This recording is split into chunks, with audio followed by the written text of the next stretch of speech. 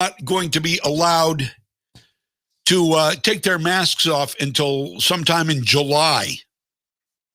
State workers. How about that?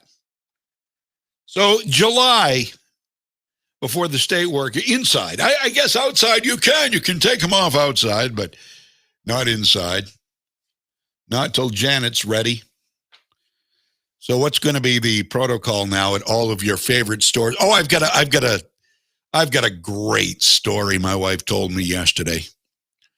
I'll share it with you. It's a head shaker. You know, unfortunately, the dumb people in our society, the people who love government control, they're the ones that are going to be our undoing. Literally, they are the ones who are going to be our undoing. The people who love taking control of the government. I know my face is hidden now if you're just joining us on the live stream. But we are broadcasting. Let me do this first. Let me tell you where we are. We're all over the place, actually. We are legacy1160.com. You can listen to our video stream. You can also listen to our video stream. The audio is brought to you by the Harry J. Smith Company on Sanger Avenue in Waterville. Video stream is powered by Moody's Collision Center on Sanger Avenue with locations throughout Maine, including on Coney Circle in Augusta. I look like a dub there. And also, we are on Facebook. We are on VK.com. We are on Twitter, Twitch, I don't know. Bunch of them, all powered by Moody's Collision Center. The video is, anywho. And here we are today, 4 o'clock. Of course, we have high school sports. It's Winslow at Gardner at 4 o'clock. And Mike Violette calling all the action. He worked NCAA all weekend long. Fantastic. And there's nothing, as I was saying last week, when we started talking about this, there's nothing better in my book than watching college men and women play ball or Little League even. When it comes to that, I am all over that. Here are some people who are there. First of all, they're excellent. They're the best of the best when it comes to the playoffs and the championships, whether it's Little League or college. They are the best of the best. And they are very good. And they're playing their hearts out for no pay. You know, maybe if you're in high school, maybe they're going to get some college scholarships out of it, and I sure hope they do. It's softball this afternoon, though, and I absolutely love it. Again, these are the best of the best. I say that because I fancied myself a pretty good baseball player. I fancied myself to be, and you're going to laugh at this, most people, anybody younger is not going to isn't even going to recognize this name. But I fancied myself like a Juan Benitez of the 70s. Juan Jose Benitez. My brother and I used to get the Red Sox yearbook every year. And Juan Benitez was, I gave Mike a laugh. Juan Benitez was my favorite because he had the big hair and he was cool. True, he was black, but that was okay. Again, you don't see color. You see people with talent who you like. And I like the big hair. I wanted to have big hair. I wanted to be a baseball star. So, and when we first got the yearbook, his name was Juan Jose Benitez. And for some reason, and I don't know why, but for... This is funny because my brother and I, we used to play a lot of one-on-one baseball. We'd get out of the school and, we'd pitch and it was all well and good until somebody hit a fly ball way into the outfield. And then you had one guy on the field. It was the guy who was playing defense at the time, had to go run after the ball. And it would always be a home run if it went past the pitcher who was the only guy in the field. But we played our favorite baseball players and I called myself Jose Benitez. For some reason, I thought his name was Jose, not Juan. It's Juan Jose. So I called him Jose Benitez. And then finally, watching it on TV when he finally started playing, I think he was center field. I learned it was Jose Benitez, Juan Benitez. And so, and then he got his hair cut and he wasn't so alluring to me anymore. I liked the big hair, I guess. Anyway, so where was I going with all? I have no idea. I have absolutely zero idea. But I do know we have softball this afternoon. It's Winslow at Hoke Field in Gardner. I remember the days, and I'm sure Mike does too, when all the games were played at Quimby Field in Gardner, which is still a place, is still a field as far as I know, although I have not been by there for a long, long time. I think it's still a field. I don't know what they use it for now, but I remember going to high school rallies, and here I go. I'm going back down memory lane because that's what I do. I remember meeting for a rally at the Gardner Common before it was on the eve of the Coney Gardner football game, and the band came out and we went down, and this was the good old days when nobody cared about political correctness. So we all marched down to from the Gardner Common to Quimby Field, and we lit a Coney, we lit a ram. I can't remember, did we light it on fire? I think we did. I think they hung a tiger, and I think we burned a ram. Now, you can't do that today. You cannot do that today. But back then, man, oh man, those were the days. Oh, why'd they change everything? They used to burn rams and hang tigers, and we liked it.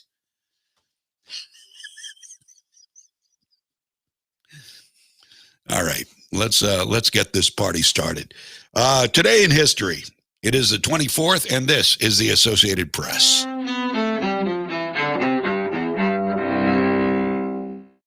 May 24th, 1844. Inventor Samuel Morse opens America's first telegraph line. He transmits the message, "What hath God wrought?" from Washington, D.C. to Baltimore. 1994, in New York, 4 men convicted of bombing the World Trade Center the year before are each sentenced to 240 years in prison. Ed Smith is the husband of one of the bombing victims. Justice is served, and the American system worked. There's a lot of people who put a lot of time and effort to get this done.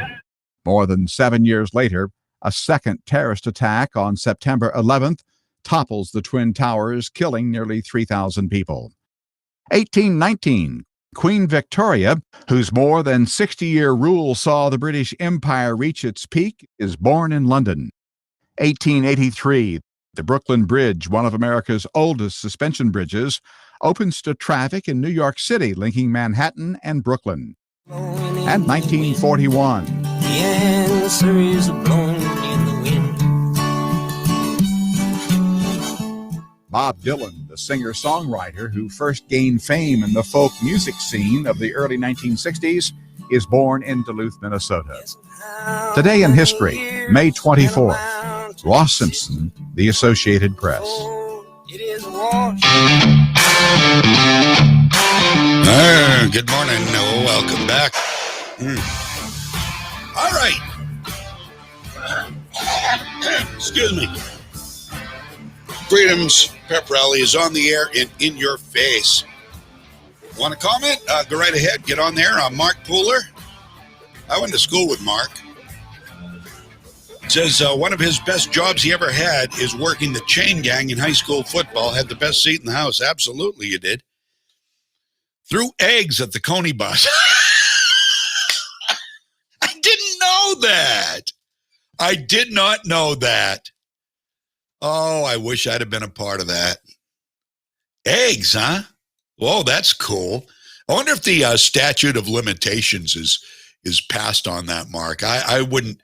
Mr. Brigoli and Mr. Brigoli, no, I'll leave it at Mr. Brigoli, the vice principal, would have you in shackles today if he heard about this. Rest his soul, though. But he passed quite a number of years ago, actually. So you're safe. I think you're pretty much safe. And Stan Gilmet, the nemesis of Gardner students, Gardner drivers, is retired. Stan's a great guy. Stan Gilmet's a great guy. I think it was a retirement party I did for him, and he told a story. He told a story about kids back when he was patrolling at Gardner Police Department. kids doing burnouts on a field. Hoke Field, maybe it was Hoke Field. I don't remember what it was, but I never did anything bad like that, Mark. I never threw eggs or did burnouts. I would do an occasional. I try to catch a rubber coming out of that Gardner High School parking lot. Good morning, Dottie. Thank you, and welcome to the show. Okay, what we got? We got 9:14 here on Legacy 1160 WSKW. Hope you had a good weekend. I had a great weekend. I got a lot of stuff done. Did I get a lot of stuff done? I don't remember what the weekend was like, to be honest with you. Yeah, I did. I got quite a bit of stuff done. Went out and did some video yesterday for Kelly's Cause for Brain Tumors. It's her dad, Bob Burns, in Vassalboro, passed away back in 2006, and they've put together this foundation to raise money for brain cancer research. And so we did a video on that yesterday, and that was a great time with a lot of great people. So with that'll be you'll be able to see that coming up shortly. It basically introduces you to Kelly's committee, including her husband Aaron, who founded this thing and do a great job raising a lot of money year round for Kelly's Cause for Brain Tumors. So it's a wonderful organization, and it was great to be a part of doing the video with them yesterday. Let's see what's going on. Boy, we can start getting right to it here, because I've got a lot of stuff. I got a lot of audio and, a lot of horrible stuff going on. We've got Joe Biden. I mean, how much worse can it get? We got Joe Biden and we've got Kamala Harris in office. That in and of itself is bad enough. But then we've got all of their enablers, like Susan Rice and the mainstream media, Chuck Schumer, Nancy Pelosi. We'll cover a bunch of these people this morning. First of all, Donald Trump is now being sued for $22 million. Not sure if you heard about this. It's just stupid. It's just more stupidity. A group of very angry Asian Americans claims that the rise in violence against Asian Americans is Donald Trump's fault, and they're suing him for $22.9 million, filed by the Chinese Civil Rights Coalition, a leftist organization. Not only want damages for everything Trump said while he was president, but also anything he said about what has been called the China virus or the Wuhan flu or the Kung flu or whatever. A defendant has repeatedly used the terms such as Chinese virus, China virus, Wuhan virus, Kung flu virus, hereafter referred to as the defendant's statements, in his official tweets, interviews, campaign rallies, even press briefings at the White House. And he continued doing so after he left office. So he is the guilty party. He is the reason. We know that to be untrue. We do. We know that to be untrue. We know why the anti-Asian violence has ticked up, in part because of defunding. See, the left never wants to look at anything they do as a reason for unrest. But all of the unrest is almost inarguably and almost exclusively caused by the things they do or fail to do. Do you understand that? Are we on the same page here? If you're on the left, I understand you're not, but maybe you ought to listen and learn. I will teach you. I will teach you big time. I'm Professor John, okay? All right, come on in. Come on in, make yourself right comfy here. Take notes. I'm not going to repeat myself, so make sure you take those notes and study, and we'll have a test tomorrow morning. Much of the lawsuit's content is a listing of the times Trump used what the plaintiff felt were offensive comments and language. The lawsuit also seeks to link more than 20 instances of alleged hate crimes involving Asian Americans with Trump's comments. Are you getting tired of this?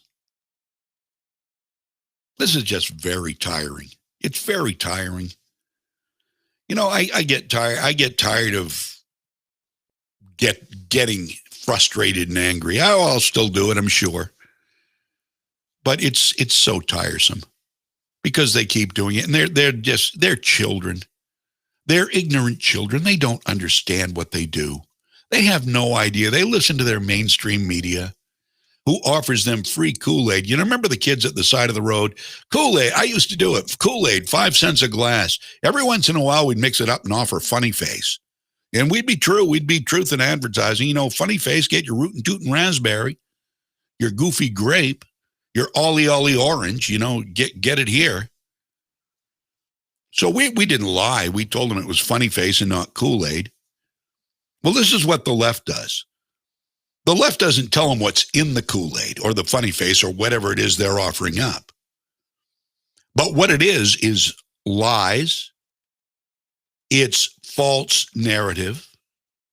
It's vitriol. It's rage. I mean, just understand that's what they're doing. And if you understand that, then nothing you're going to hear will surprise you, including this. And in March 2020, Trump defended his use of China virus, according to CNN, the communist news network. He said, quote, "Because it comes from China, it's not racist at all. No, not at all. If it comes from China, that's why. I want to be accurate." That's what Trump said, unquote. "I have great love for all of the people from our country, but as you know, China tried to say at one point, and this is true, I mean, Donald Trump spoke truth, and that's why the left hated him. The left, the left was told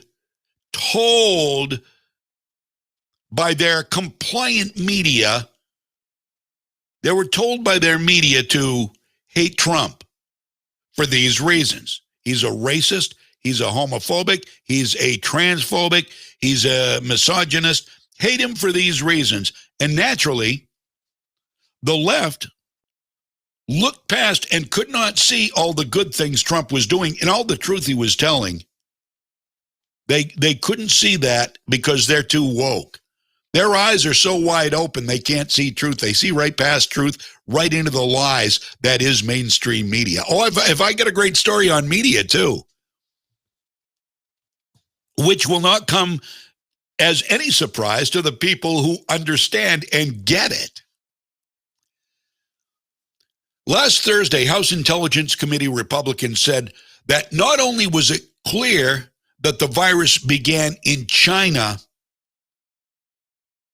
but that significant circumstantial evidence raises serious concerns that the COVID-19 outbreak may have been a leak from the Wuhan Institute of Virology, according to Fox News. Now, maybe you have not heard of Dr. Li Meng Yan. If you haven't, well, let me school you a little bit. This is very interesting. Of course, she doesn't agree with the left narrative, so she can't be a real Chinese person. Just like if you're a conservative, you can't really be black, regardless of your skin color. Right Candace Owens, right Leo Terrell, right Vernon Jones, right, what was his name? Charlemagne the God. You don't vote for Joe, you ain't black. Well, there you go. And of course, the left said, yo, he's right. He's right. I don't care what color your skin is. If you're conservative, you ain't black. You talk about rednecks. You know what? We ought to make up a new term for them. What do we call them?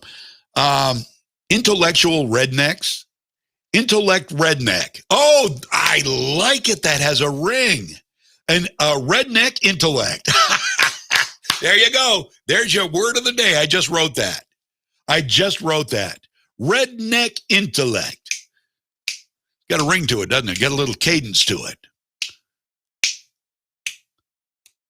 Trying to come up with some words. I'm not gonna worry. I'm too busy right now to come up with words to my new phrase. But use that redneck intellect. Dr. Li Meng Yan is a Chinese virologist. She's also a whistleblower who actually had intelligence and access to top secret information. She is a real Chinese national. She's really, really, really from China. Not now, because she would have been kidnapped and thrown into a re-education camp had she decided to stay. So there's no love lost. Here's what Dr. Li Meng Yan told Tucker Carlson the other night on Fox News. Listen. I work in the WHO. Whoops, okay. Take two. Why don't we just push the button once this time? I work in the WHO reference lab, which is the top coronavirus lab in the world in the University of Hong Kong. And since I get deeply into such investigation in secret from the early beginning of this outbreak, I had my intelligence because I also get my own unique network in China. Also, I work with the top coronavirologists in the world. So together with my experience, I can tell you, this is created in the lab.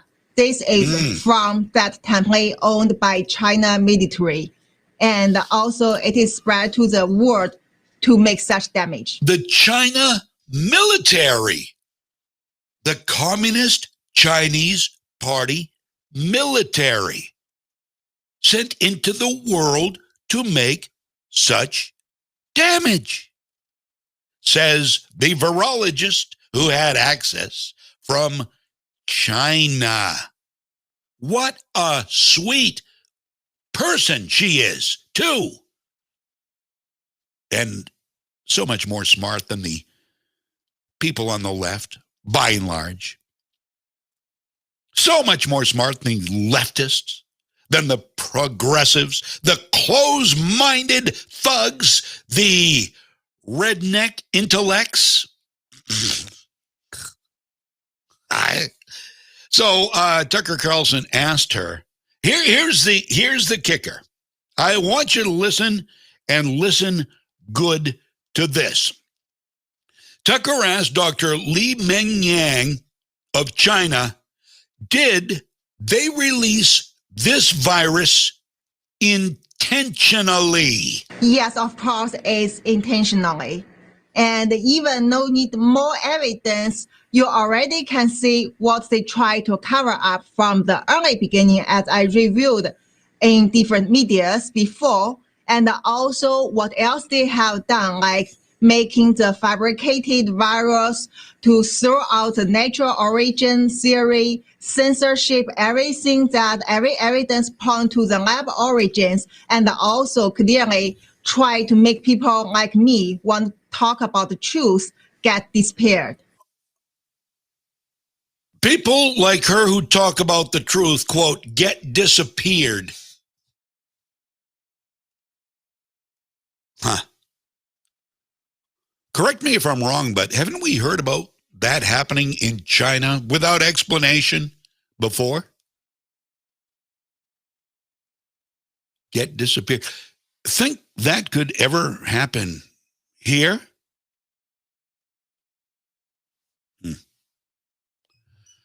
Morning, good morning, Casey. Free speech, baby. It is.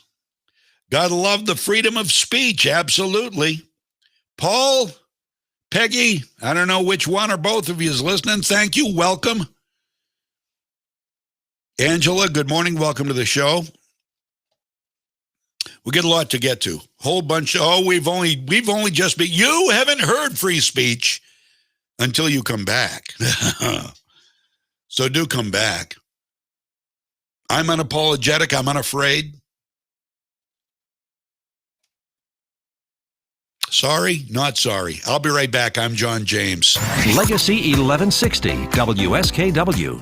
Spring is the time for renewal for both you and your home. So brighten your day and your surroundings with great items from Townline Antiques. Do you love classic decor? You'll find furniture, artwork, glassware, signs, and hundreds more pieces around every corner. Their classic colors and styles will have you thinking spring and feeling invigorated every time you see them. Or maybe you enjoy collecting books, comics, coins, sports memorabilia, watches, or classic electronics. Townline Antiques has rare items that you won't find anywhere else. Townline is also showcasing a new display of art glass that's absolutely dazzling. Each piece is one of a kind, with its own unique flair of colors and form. You simply have to see them to appreciate their beauty. And for everyone who loves to bring items back to life, they're now carrying high-quality fusion mineral paints that give you beautiful color and a durable, long-lasting finish. Townline Antiques, open Tuesday through Sunday from 10 to 5. Route 201, right on the Winslow-Vassaboro Town Line. What's important here at Moody's is we have a lot of opportunity for upward mobility. Moody's definitely helped me through. They sent me to school. I got my degree in business. I had the demeanor and I had the willpower and the want. Our trade is constantly changing and there's always new challenges that arise. I definitely feel like an owner. It's very exciting. When you like what you do, you like your job, you like the people you work with, what else could you ask for? Bring your skills to Moody's and build a long-term future with us. I'm CBS 13 meteorologist Lexi O'Connor. Mostly sunny but cooler today with highs in the low to mid 60s, coolest at the coast. Partly sunny, breezy tomorrow, but warming back up into the low 70s at the coast, upper 70s to near 80 degrees inland. Warm on Wednesday with highs in the 80s, but with the chance for some thunderstorms in the afternoon and evening. Thank you very much, Lexi. Lexi, baby. Thank you. Thank you very much. Welcome to the program. John James here at your service. Go ahead and you go right ahead and comment. Good morning, Deborah.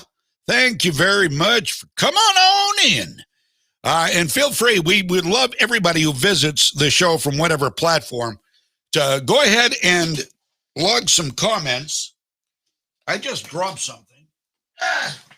Something I need. I hate to bend over. It's easier for me to bend over when I'm from a sitting position than a standing position. I will say that. So there is that. We got 931 here on Legacy 1160 WSKW. And we seem to understand now. Most of us understand and accept the fact that China and the Wuhan lab likely released, and I've been saying this for a lot longer than anybody, and I said it, by the way, without proof. I did say it without any proof. Now we have proof, but I was saying it conspiratorially without proof that the virus came from China, and I also said that I think some people on the left knew it was coming before any whistle was ever blown. Not Donald Trump, but others, maybe Dr. Fauci, maybe others in the left knew it was coming, wanted it to come because they didn't want Trump. And we're getting closer and closer to my theory now. Have you noticed that? Since the month after it started, I was saying, I think the left in China were complicit in allowing the virus to come here without us knowing it. And then they blew the whistle when they knew it would be too late, because they knew it would spell the end, or they hoped it would spell the end of Donald Trump's reign as the president of the United States. Now, in retrospect, they thought that would spell the end, but I think it took that and a little bit of hanky-panky with the election in order to make it happen. But it did. Their goals were finally realized, and they have been relentless, and that's what Saul Alinsky's book tells them to do, Rules for Radicals. So you can say whatever you want on the left, but I've got proof, I've got stories, I've got past history. I'm tying things together. So now what was a complete conspiracy theory back almost a year ago when I started making it, even my family was saying, are you kidding me? You think people in government would kill Americans just to get Donald Trump out of office? I said back then without hesitation, I do. And now we're getting closer. Now we're just about to the point where we can almost, without argument, almost say that China released the virus, and as the good doctor said on Fox News, a Chinese doctor, a Chinese virologist with access, said it was intentionally released. Now, the only, and we know that Dr. Fauci, whether directly or by proxy, funded the Wuhan lab of virology. So we know that. So see how close we are getting to making a tie-in. Now, nobody has mentioned, with the exception of a few other conservative hosts, including my friend in Texas, nobody has made the tie that the U.S. government somehow knew that the China virus, the Wuhan virus, the Kung flu was on its way to our shores. Something else that may prove or go toward proving that this was intentionally released, at the very least covered up. At the very least covered up. 2 Wuhan lab workers, and I think they were doctors, I'm not sure, don't quote me on that, became violently ill, critically ill, like around mid-November. Well, this was a couple of months before we found out. We didn't find out till after the new year anything about this. And even then, Dr. There's no need to wear your mask. You don't need your mask. It's not good. Then we needed not only one mask, but we needed 2 masks and goggles or a shield. And then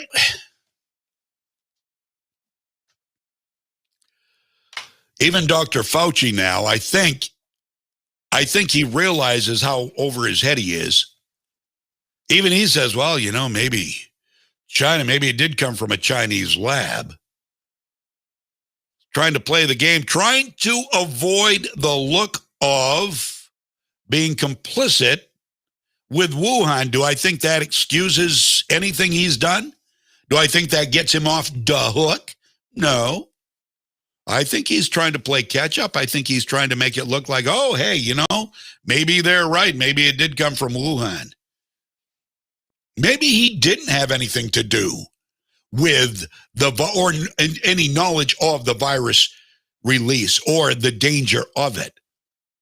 But as a virologist, why was he playing it down? Why was he playing it down 2 months after people in China? He had to know about that. 2 people in China became violently ill in the Wuhan lab.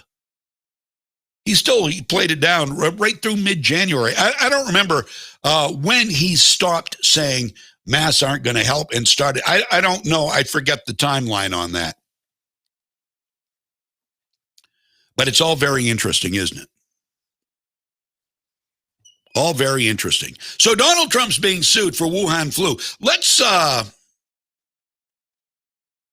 cover this just a little bit, what we found out about violence against Asians in this country. Violence against Asians in the country is done statistically. I'm the messenger. I just work with data here, right? Statistically, oppressed people, a lot of black people attack Asian Americans, black leftists, because of these socioeconomic differences in status. And this is propelled and perpetuated by academia, who basically tell these oppressed citizens, whether they're black, white, you don't have to be black to be oppressed, nor do you have to be white to be racist. Okay, let's clear those 2 things up right away. You don't have to be black to be oppressed, and you don't have to be white to be racist. Accept no substitutes for that. That's the truth.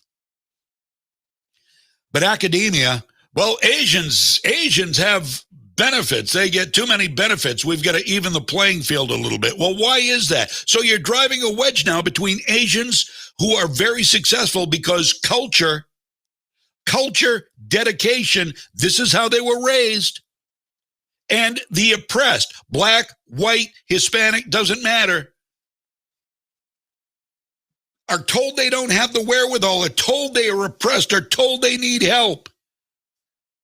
What do you think you're going to do to a psyche over time when you tell them that all the time? This is how the left works. This is how the left works. Where are most of the oppressed communities in America? Look at them. They're Democrat strongholds, but they don't get it. They don't understand it. They don't see it enough to vote out the oppressors. There's a common thread here, which is clearly visible if you open your eyes. That's why woke, the term woke, is a big old misnomer. It's a lie. It's a lie.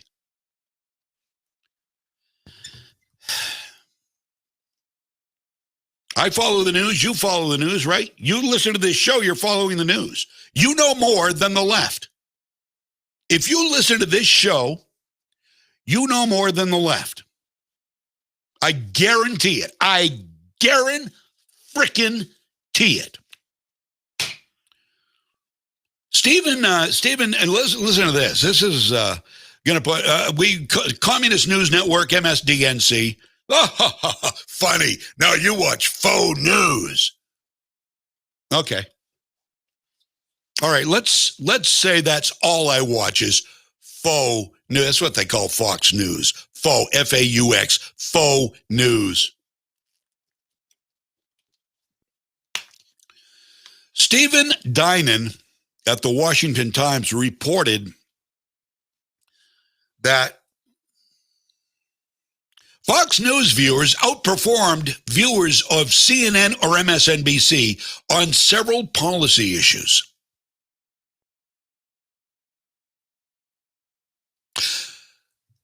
Because while MSNBC and CNN preach a narrative, Fox tells you outside of their, now don't say Tucker Carlson and Sean Hannity and Laura Ingraham. No. That's a different. They're commentators. They do what they do, and that's what they're supposed to do. But even they have more news, arguably, than anyone on these other networks. But you've got great reporters, including, and I use the word great loosely. No, they are. You've got Brett Baer. You've got Bill Hemmer. You've got Chris Wallace, who the left loves. But you get news. Here's what Stephen Dinan says. According to the Washington Times, he's at the Washington Times. He reported Fox News viewers outperformed viewers of CNN on several policy issues. Those favoring the liberal networks are much more likely to believe, quote, the climate emergency, unquote, media hype that we are, quote, on pace for extinction in 100 years. Now, if you're on the left, if you're a progressive, that's what you believe. Because you have been lied to ad nauseum by Communist News Network, CNN, and the ever racist and overhyped MSDNC, led by Chuck Todd. Now, Chuck Todd is supposed to be a journalist, a leader. He is the key player at MSNBC that demands that they preach only climate change, and climate denial will not be addressed on this network. He said, quote, the science is settled. Well, how much more close-minded can you get than Chuck Todd? Not much. You can't get much more close-minded than Chuck Todd. He's a laugh. He's a joke. He's a little rabbit-faced, squinchy little... I could go off on such a tirade of words. I'm not going to do it. I'm a nice guy. Usually. So here we go. Relatively few people could place the federal government's total debt at $20 to $30 trillion. But Fox News viewers were about twice as likely as CNN viewers to do so. This is according to Heartland Polling, which Rasmussen conducted. Rasmussen, now that's a pretty big name in Polish. Rasmussen, I don't know. Mussin, what's the fussin'? So most striking was climate change. According to Newsbusters, more than half of CNN viewers and 58% of MSNBC viewers said at the rate of global warming, humanity is on pace for extinction within 100 years. My God! That's all they do is scare people. They scare people. And they change America based on a lie, based on a hoax.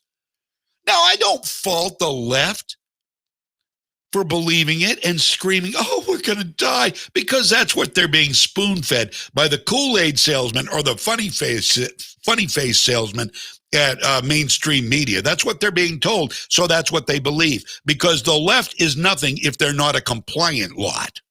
They are. They're very compliant. They're very trusting in their chosen media. As long as it contains a little bit of fear, a little bit of emotion, a little, we're going to die, then they embrace it. They embrace it, and then they go on social media and they echo it. And they told it, they tell you on Facebook and Twitter, you're a denier of science if you don't believe what they're telling you about climate change. Yeah, right. Woohoo. Cuckoo, cuckoo. They're a little bit sick in the cerebellum, wouldn't you say? Would you agree with me on that? If you watch CNN and MSNBC, you're more than twice as likely to hold the view that people who are getting their news from other outlets are stupid people. That means there are people answering the question who believe they will live through the climate apocalypse.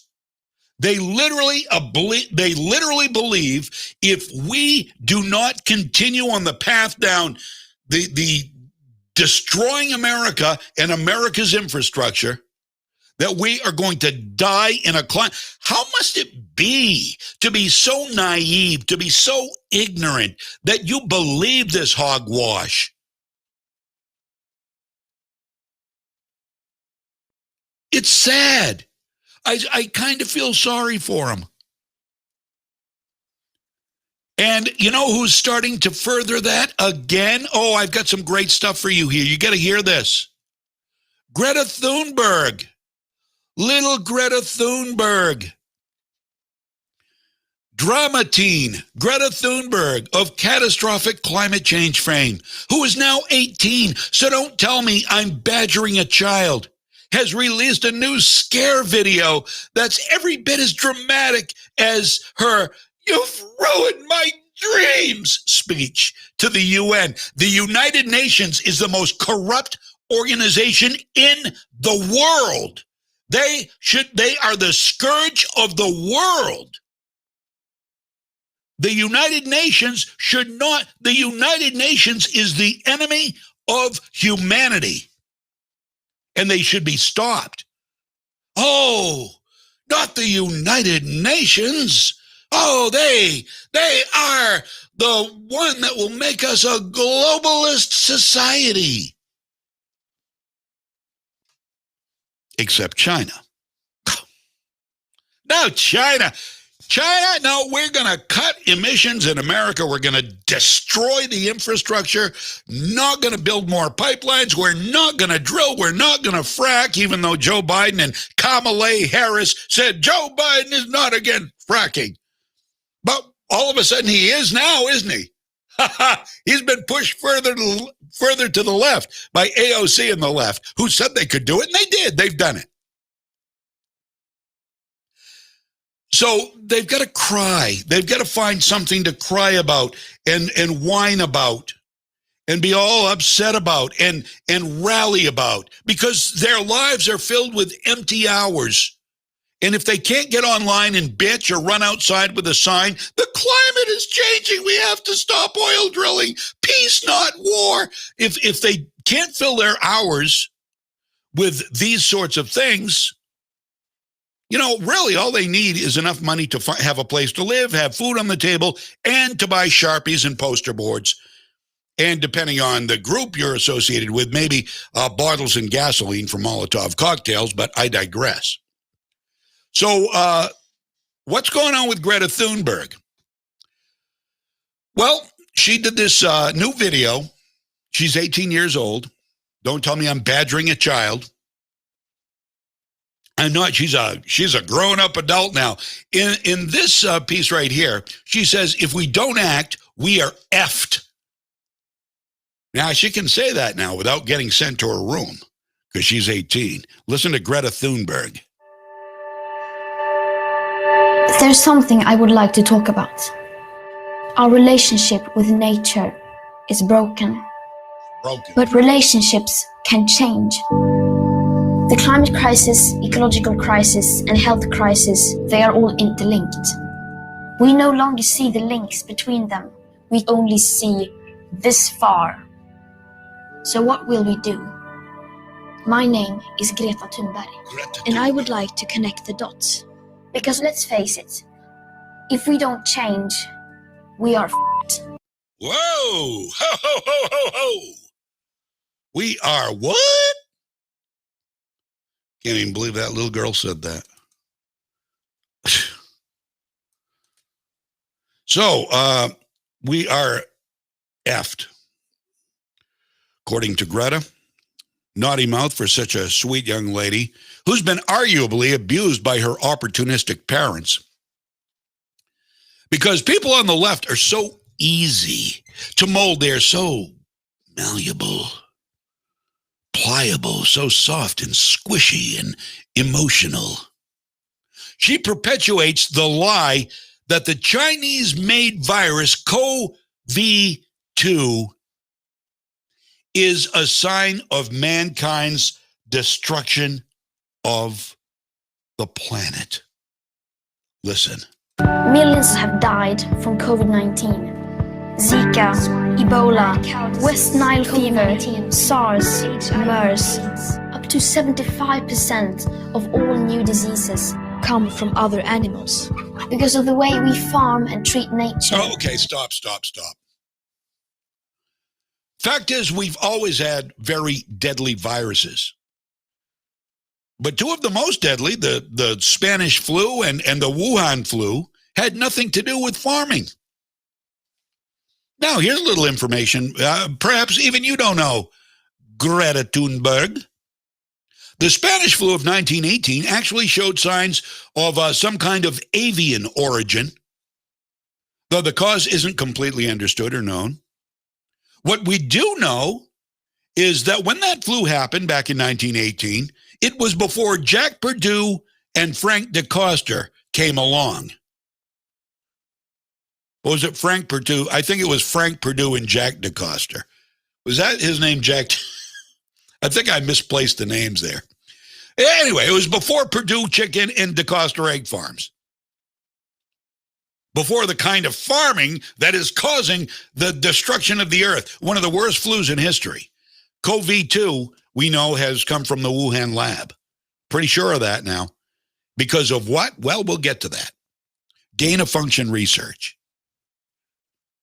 So we'll get to that. She also asserts that because of our practices, which in this country are mostly safe and sustainable, the next pandemic could be a lot worse as Greta Thunberg continues her fear-mongering. Cutting down forests and destroying habitats, we are creating the perfect conditions for diseases to spill over from one animal to another and to us. Okay.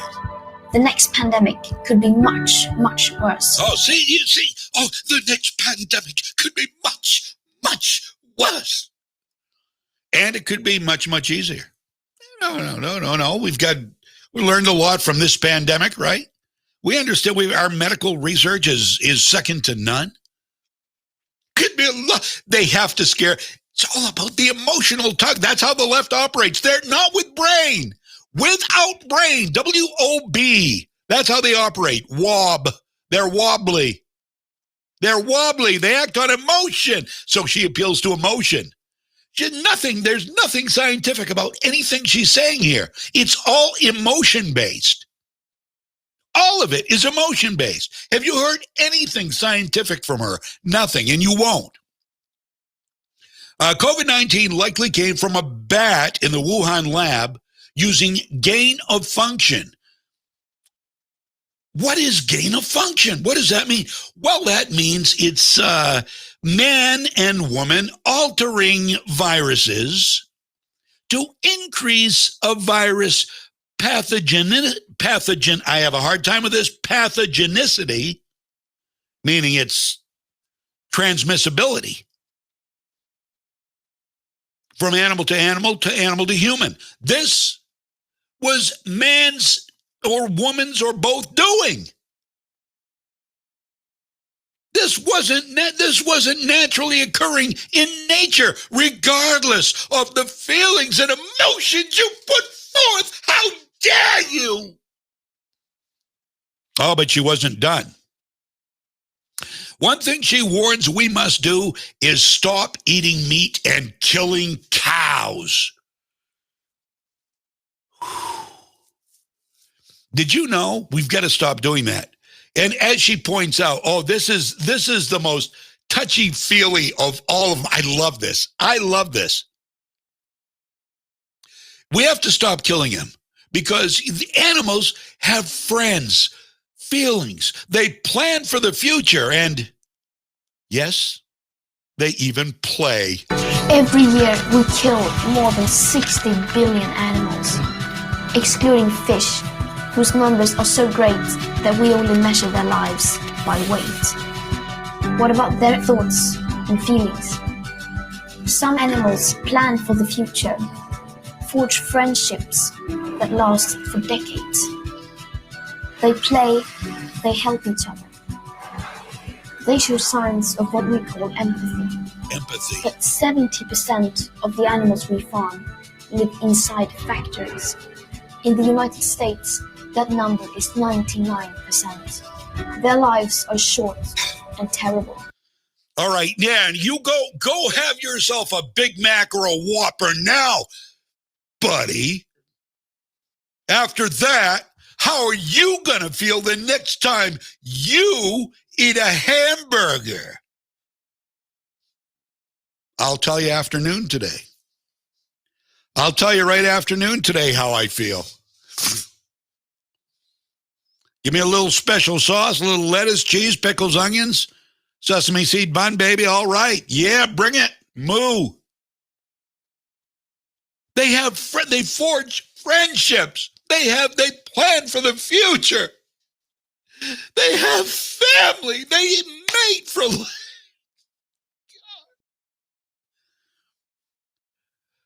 I mean, is this not classic liberalism? It's every bit of it is based on emotion. Oh, the fish, they don't even count the fish. They weigh them in pounds. There's so many.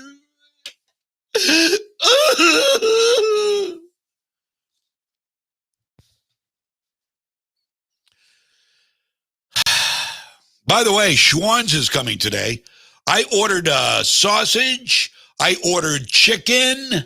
What else did I order? I get all my ground beef locally here. If I buy fresh ground beef, I get it locally. If I buy the frozen that is pre-cooked, I get it at Sam's Club or Walmart. Those pre-cooked, pre-grilled patties.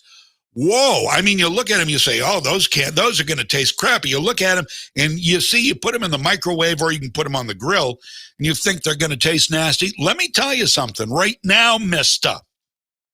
You get that box of pre-cooked hamburgers, and I can't remember the brand that I get, but they come, you open the thing, and they come in a plastic resealable bag, and there's a whole pile of patties on top.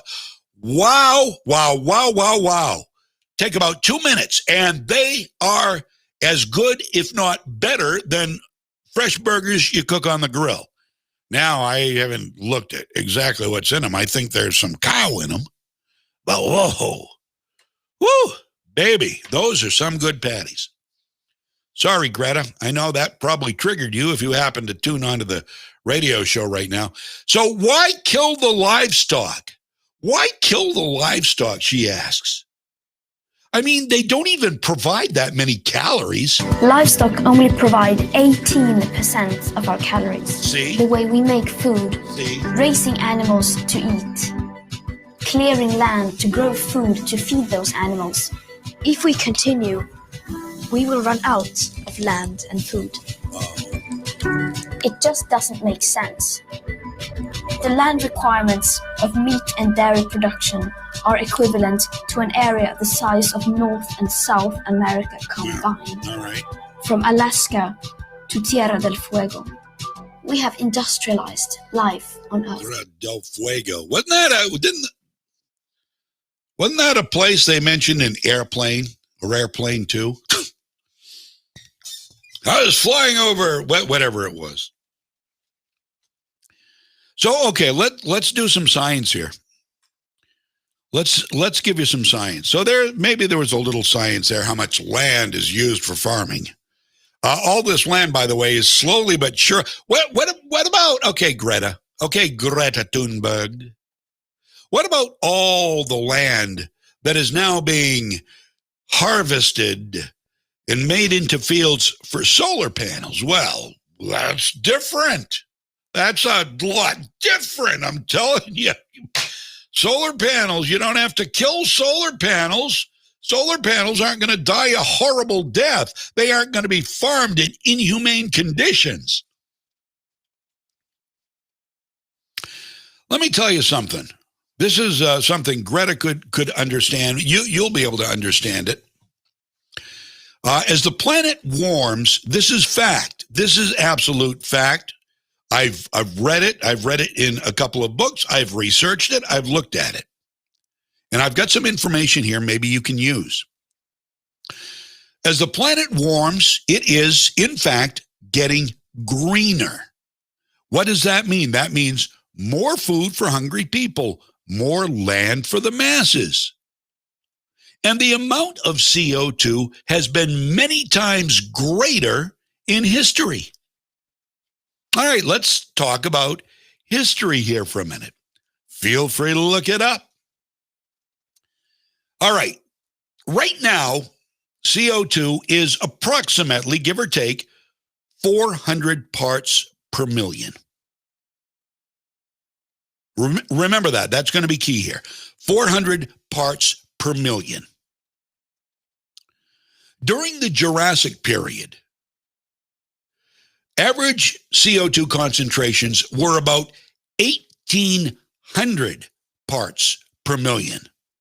The highest concentrations of CO2 happened during the Paleozoic era, occurred during the Cambrian period, nearly 7,000 parts per million.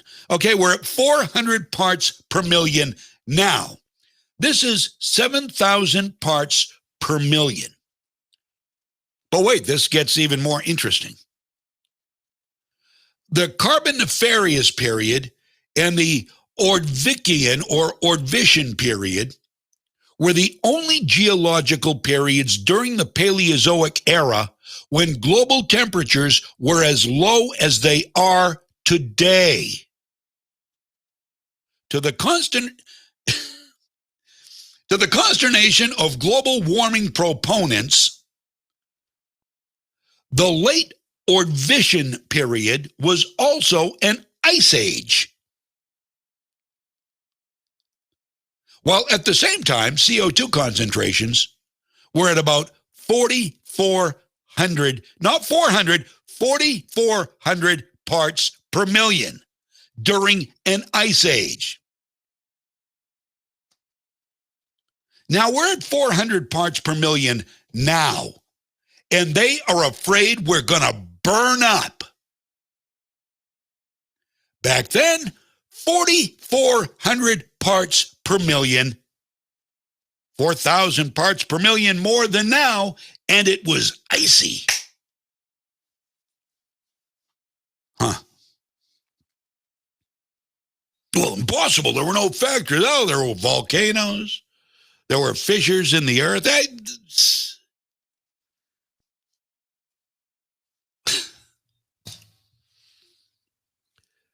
Wow. How about that? Okay, there's some science. There is some science. Two key takeaways. Panic, hysteria, existential threat at 400 parts per million CO2 right now. Paleozoic era, 4,400 parts per million CO2 ice. Meaning CO2 is just one of the many factors that affect the cooling and warming of Earth. They are taking one and they are milking it like an undermilked heifer. Like a heifer that hasn't been milked in 2 years and has udders as big as your house. They are milking that thing with anger, with rage. I feel sorry for that poor cow. Rage and emotion and intolerance. You better believe in global warming or Chuck Todd is going to come to your house and he is going to slap you silly. And just a reminder, for what it's worth, there is no editorial point of view here on any of these newscasts on MSNBC in the daytime. Yeah. Okay, Chuck, whatever. We'll be back with more. I'm John James. This is Freedom's Pep Rally. Please love, please like, please share, please come back. WSKW, Legacy 1160. Hey everybody, it's Jeff here from K-Tronics, your local TV expert, and I want to tell you about Dish TV. If technology, value, and customer satisfaction are important to you, then it's time to cut the cable cord once and for all. Upgrade your TV experience and start saving with Dish today. Drop by K-Tronics at 57 Main Street in Madison. Call 207-696-3200 or visit us on the web at ktronicsmain.com. We are K-Tronics, your locally owned, operated, and trusted satellite TV experts. Hi, my name is Tony Esposito from Rockland Ford. If you haven't heard, things are getting even crazier in the car business. Computer chip shortages mean that we have no idea when we will be getting new vehicles. Now, what does that mean for you? Your used car has skyrocketed in value. You may even be able to make a profit on it. At Rockland Ford, we are paying all the money for used vehicles every single day. So call us and take advantage of the market before it's over. On another note, as Rockland Ford continues to grow, we are looking for new team members to join our family. We are hiring for all departments with sign-on bonuses of up to $10,000. Some positions don't require any experience at all, so if you have been looking to start a career in a fun, fast-paced, team-oriented environment, then we want you on our team. Call us at Rockland Ford, home of the Rock Bottom Deal, Route 1 in Thomaston. It's a new year. Aren't you tired of walking over the same beaten up old flooring? It's time you installed a new floor that offers premium durability by contacting HT Winters about their line of Tarkett Pro Gen tile and wood flooring. Tarkett is designed to stand strong in all seasons against water, dirt, and sunlight. The best way to improve your home this winter is to install Tarkett Pro Gen tile and wood flooring. HT Winters, 43 Bay Street in Winslow, and online at htwintersflooring.com. I'm CBS 13 meteorologist Lexi O'Connor. Mostly sunny but cooler today with highs in the low to mid 60s. Coolest at the coast. Partly sunny, breezy tomorrow, but warming back up into the low 70s at the coast. Upper 70s to near 80 degrees inland. Warm on Wednesday with highs in the 80s, but with the chance for some thunderstorms in the afternoon and evening. From the Home Auto Group Studios, Farmington Ford and Franklin Chrysler in Farmington. This is WSKW, Skowhegan, Augusta, Waterville, Legacy 1160. ABC News, I'm Elizabeth Schulze. New York City has announced that schools will all be in person this fall with no remote options for students. New York City Mayor Bill de Blasio saying kids will be back in classrooms on September 15th. The United States has now recorded its lowest number of COVID cases since last summer, thanks to the number of vaccines being distributed. That, however, has the head of the World Health Organization saying distribution of the vaccines has been unfair to poorer countries. The number of doses administered globally so far would have been enough to cover all health workers and older people if they had been distributed equitably. We could have been in a much better situation. Dr. Tedros Adhanom Ghebreyesus in Geneva. Secretary of State Antony Blinken is headed to the Middle East. The ceasefire between Israel and Hamas is holding for now. He's hoping to restart long-stalled peace talks. This is ABC News. Outrage is growing across several countries after Belarus forced a commercial jet to land over the weekend. Officials there told the pilot there was a bomb threat against the plane. There was no bomb. It was allegedly a ploy to get the plane on the ground so a vocal opponent of the government in Belarus could be arrested. And trouble for a woman who climbed into the enclosure for spider monkeys at the El Paso Zoo in Texas over the weekend, all for an Instagram video. ABC's Jim Ryan. The woman didn't try to hide her identity in her posting of the video, so zoo officials know who she is, and they plan to file trespassing charges. Zookeeper Mason Kleist. For someone to come in there for 5 minutes for a video on Instagram or whatever really grinds my gears. Not only did the woman expose herself to extreme danger, Kleist says she put the monkeys at risk of catching COVID. Anything that we have, they can get as well. In a statement, the zoo director calls the woman stupid and very lucky. Elizabeth Schulze, ABC News. Clay's cleaning service has a spotless reputation. Take care of the windows. Hello, this is Clay. But his business operations could use a light dusting. I had you scheduled for next week. I'll just check here. No, absolutely. We will be there tomorrow. Indeed can help him hire the people he needs. I need Indeed. Indeed you do. When you sponsor a job, you immediately get your short list of quality candidates whose resumes on Indeed match your job criteria. Visit Indeed.com/credit and get $75 towards your first sponsored job. Terms and conditions apply. These days, physical distance can keep us safe and healthy, but emotional distance can strain relationships, especially if drugs or alcohol are involved. If substance use or addiction is creating a barrier between you and your child, you may feel alone, and you may not know where to turn, but we're here to help you and your family. Partnership to End Addiction offers free resources, guidance, and support just a click away. To End Addiction, start with connection. To learn more, reach out to us at drugfree.org.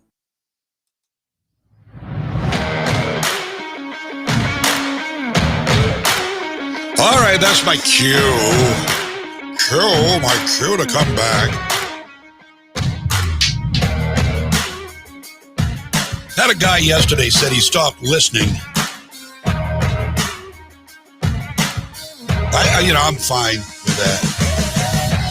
A friend of mine, too, stopped listening because I was giving oxygen to Q conspirators. Yeah, I'll give oxygen to anybody. I don't agree with them. I have no problem telling them I don't agree with them. I've lost people like that before. I'll tell them I don't agree with them. And if they want to run and hide like a crybaby, that's their problem. But why? So I give oxygen to Q conspirators. So what? Yeah, nothing wrong with that. I let anybody speak their peace of mind. They want to do it. They're welcome to do it. And I will have my say and they will have theirs, and we'll part ways and hopefully still be somewhat amicable. If not, well, that's not my fault. Not my problem. But if that's what it takes, if being fair to everybody is ticks you off, well then okay. See ya. All right, we've got I need my clock here. It's 12 past 10 o'clock right now on Legacy 1160 WSKW. So we've heard from Greta Thunberg, her latest scare video. We've gotten a little science, which I hope you appreciated, because that's something the left does not like to give you. That's why Fox viewers are more informed about the news and know the news better than people who watch MSNBC or CNN, according to a Rasmussen poll. I mean, we've known it, we've said it, we've stated it as fact for a long time, but now we've got data to back it up. that people who watch CNN and MSNBC, at least insofar as the news is concerned, what matters are more stupid than people who watch Fox News. And I watch all of them. I watch all of them every day, and I visit a ton of websites, both left and right. And I decide what is good and what is evil. I present to you both. So there you go. How much more fairness can you get? Joe Biden. You heard the latest about Joe Biden? He said he had a busy schedule. That's why he couldn't make a speech at Notre Dame. So the commencement, by the way, at Notre Dame was yesterday. So what's Joe Biden doing on a Sunday? I believe, based on, what we've read since he became president, on any given Sunday, he's probably sitting in Wilmington, Delaware, with his feet in a pail of warm water. Oh, this job's killer. Jill! Fetch me an ice cream, Dr. Jill! Kind of ice cream do you like, Joe? That's a big question from mainstream media for the president. No, nothing pointed or hard to answer. What's your favorite flavor ice cream? I like chocolate and vanilla. What was it he called that? When a reporter asked him, he's running for president. So that's the important question we need to get is he waits at the window of an ice cream store. What kind of ice cream are you getting? They are so transparent, so cute. They are so cute. They're like junior reporters, junior journalists. They don't know what they're doing. They're just throwing stuff out there. That was did you hear what Joe Biden said? On CBS, he said he liked chocolate and vanilla ice cream together. He truly is anti-racist. That probably was the takeaway, too. He is a man. Well, he skipped Notre Dame's remarks yesterday. He was invited. In fact, he would have been only the second Roman Catholic president who was invited, but said he couldn't attend due to a scheduling conflict. And I ask, on weekends, where is he? Wilmington, Delaware. That's where he spent most of the last year. Wilmington, Delaware. You can almost count on it. Well, this past weekend, Joe Biden spent the weekend at his home in Wilmington, Delaware. Okay, what else is new? Does he ever go to the White House? He's got the Oval Office. That's what the mainstream media says he earned, so why doesn't he use it? Use it while you can before Kamala steps up and takes you out, buddy. I'm telling you right now. So the president, foregoing the ceremony at Notre Dame, breaks a 20-year tradition of either the president or vice president speaking now in the first year of administration. And, of course, Mike Pence spoke back in 2017 at this thing. But, okay, here, this could explain it. Despite being invited, there were over 4,300 members of the Notre Dame community who signed a petition to urge Notre Dame President Reverend John Jenkins not to invite Joe because of his pro-abortion policies. God bless America. God bless those students at the University of Notre Dame. The petition said the students and alumni of Notre Dame are dismayed by the pro-abortion and anti-religious liberty agenda of President Joe Biden. The petition reads, quote, Catholic institutions should not honor those who act in defiance of our fundamental moral principles. Yeah, there are still some college students who believe in those, believe it or not. He rejects church teachings on abortion, marriage, sex, and gender, and is hostile to religious liberty, according to this petition. Quote, he embraces the most pro-abortion and anti-religious liberty public policy program in history. Notre Dame University. Students, 4,300, signed that petition. Now, the petition lists Biden's actions that threaten grievous harm to the church, Notre Dame Catholics, and other persons of faith and the unborn, including funding of Planned Parenthood and the Equality Act. Can't get any more clear than this. If I could go give these students a big group hug right now, I would, just to say thank you for being great Americans. Thank you for saying no to indoctrination. Thank you. In January, the president of the U.S. Conference of Catholic Bishops denounced Biden over his stance on abortion, marriage, and gender. He said, I must point out that our new president has pledged to pursue certain policies that would advance moral evils and threaten human life and dignity, most seriously in the areas of abortion, contraception, marriage, and gender. Jose Horacio Gomez said of Biden, of deep concern is the liberty of the church and the freedom of believers to live according to their consciences. Consciences.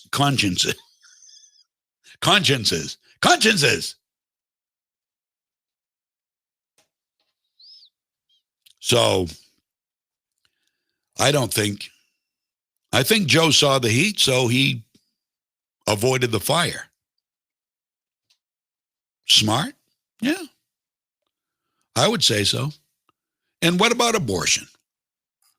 What about, you know where I stand on abortion. I stand with the 4,300 students right there at Notre Dame. That's where I stand. And so do many judges, by the way. I couldn't wait to get to this story this morning. I got this out of WND, WND.com. And pro-abortion, anti-abortion, listen to this. I am all on board with this. This is absolutely 100% accurate. An appeals judge in the abortion case that is now before the U.S. Supreme Court, and the left is going crazy. They are excoriating everybody. So, you're trampling all over women's rights. A woman's right to choose. All right. First of all, pick a woman, any woman. Does a random woman have anything to say as to whether I, John James, live or die? Any woman, pick any woman in the world. Does any one of them have the free choice to choose whether I live or die? Well, that's a stupid question. Yeah, it is, isn't it? It is kind of a dumb question, but if you don't understand why I'm asking it, you're missing the larger point here. It's no woman's or man's place in this world.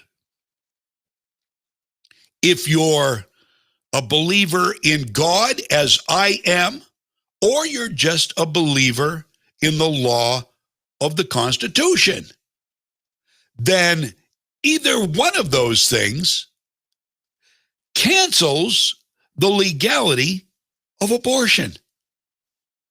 How so? Well, hear me out. Judge James Ho of the 5th U.S. Circuit Court of Appeals just recently sided with 2 other judges on the 5th Circuit panel, affirming Judge Carlton Reeves' decision to throw out Mississippi's Gestational Age Act because of Supreme Court precedent. However,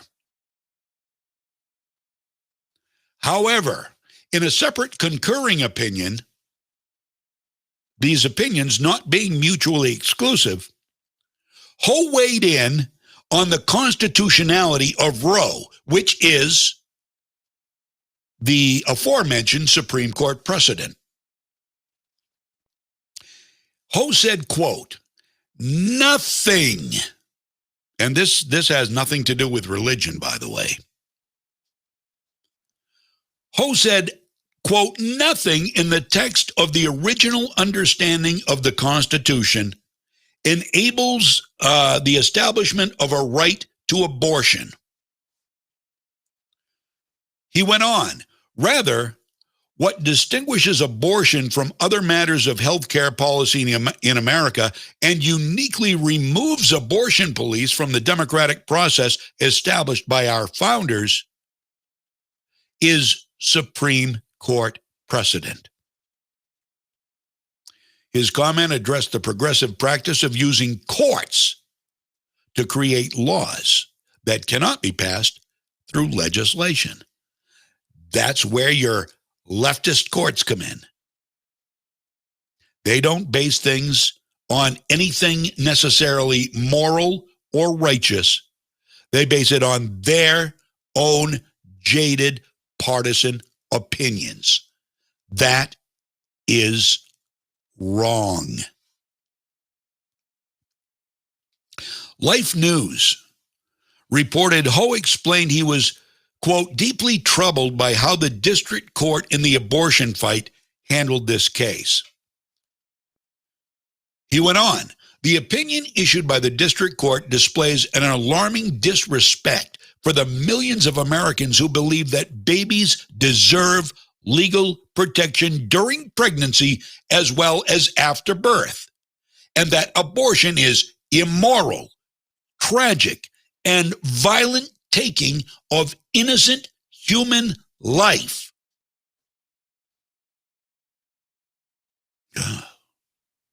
How dare he? How can he stand up for women? Simple. He stands up for women. Women's rights. And unborn babies' rights. Fertilization, baby. Fertilization, boom. Done. Trajectory set. Don't mess with it. Whether it's for reasons of science or a greater being, I believe in both, by the way. No, off limits. No, sorry, ladies, sorry. I don't mean to offend any women here. I am probably a woman's biggest proponent, except when it comes to the right of a woman to destroy another human being. Apparently, I'm not alone.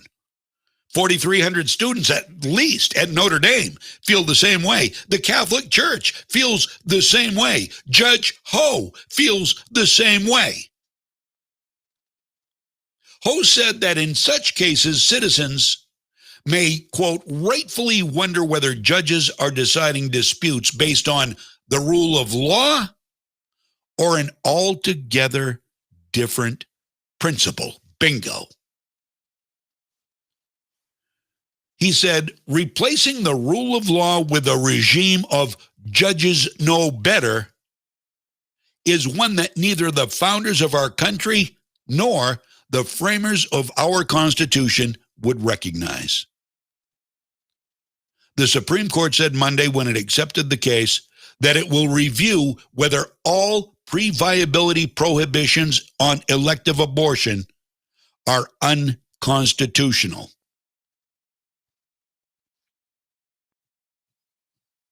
So, who decides viability? Think about who decides viability? Activists. Activists decide viability. what is viability. Viability is arguably when the sperm, here's a little health, I learned this way back in 6th grade. I remembered it all these years too. When the sperm and the egg come face to face, face to face, face to face. When the sperm and the egg come face to face, the trajectory has been set. Boom. Leave it alone. Okay, that's easy. Now we don't have to wonder what, well, let's see, is it the first month? Is it the halfway through the first trimester? Is it the first trimester? Is it right up to birth? Is it a little after birth, as Governor Baby Killer Ralph Northam of Virginia thinks? Well, no, it's pretty simple. If a woman is pregnant, then it's sorry, hands off now. Should have thought about it before that happened. Yeah. You should have thought about what you wanted to cook before you turned the oven on. Know what I'm saying?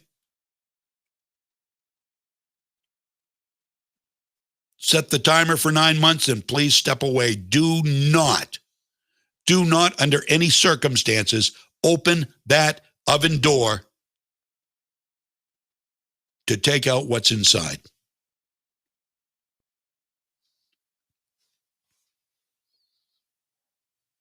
Well, you're being very, very confrontational, Mr. John James. No, not really. I don't think there's a person alive right now who was born and is a contributing human being in our society who would say, I wish my mother had opened that oven door and taken out what was inside. Right? Right? What if that had happened to you? Well, I would never know. Oh, shut up. Shut up. Oh, my word. And this is how they play the game, too. Well, I would never know. I just never would have been born. Or maybe I would have been born as somebody else. Okay. Deflect talking about the issue. Pretty simple.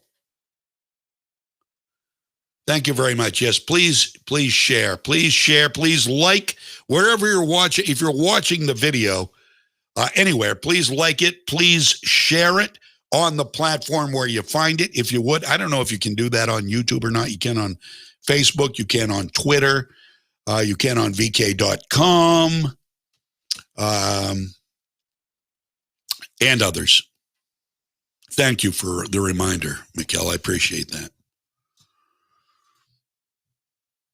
Peggy, thank you.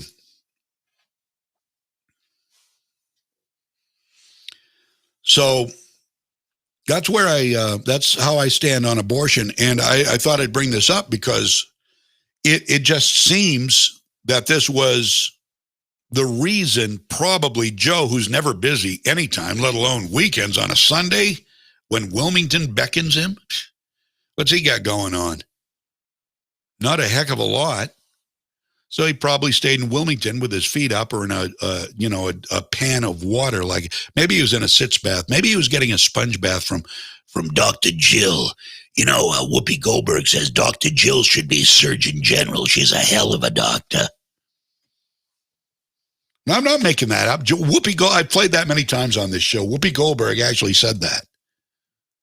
Dr. Jill Biden, if you don't know, is a doctor of education. Not Surgeon General material. All right, we've got what do we got here? We got 10:32. Got to take a break. We'll be right back, though. Please stick around. Got a lot more to get to. I'm John James. Legacy 1160, WSKW. Us hardworking men still want to look our best. That's why you need to head to Penny's Barber Shop. You'll get an excellent haircut, straight edge neck shave, and a hot towel wrap, all for only $18.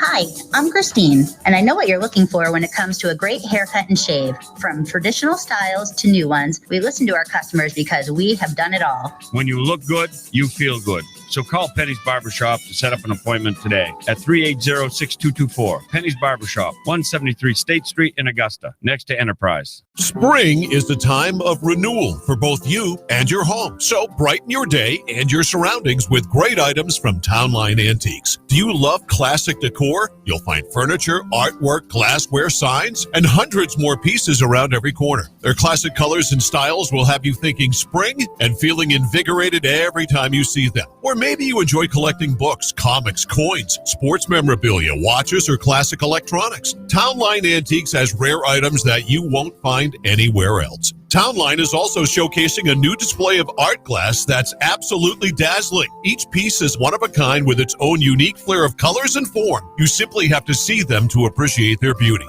And for everyone who loves to bring items back to life, they're now carrying high-quality fusion mineral paints that give you beautiful color and a durable, long-lasting finish. Townline Antiques, open Tuesday through Sunday from 10 to 5, Route 201, right on the Winslow-Vassaboro Town Line. What's important here at Moody's is we have a lot of opportunity for upward mobility. Moody's definitely helped me through. They sent me to school. I got my degree in business. I had the demeanor and I had the willpower and the want.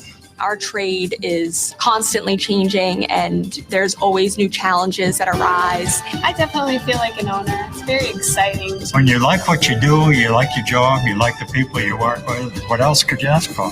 Bring your skills to Moody's and build a long-term future with us. I'm CBS 13 meteorologist Lexi O'Connor. Mostly sunny but cooler today with highs in the low to mid 60s, coolest at the coast. Partly sunny, breezy tomorrow, but warming back up into the low 70s at the coast, upper 70s to near 80 degrees inland. Warm on Wednesday with highs in the 80s, but with the chance for some thunderstorms in the afternoon and evening.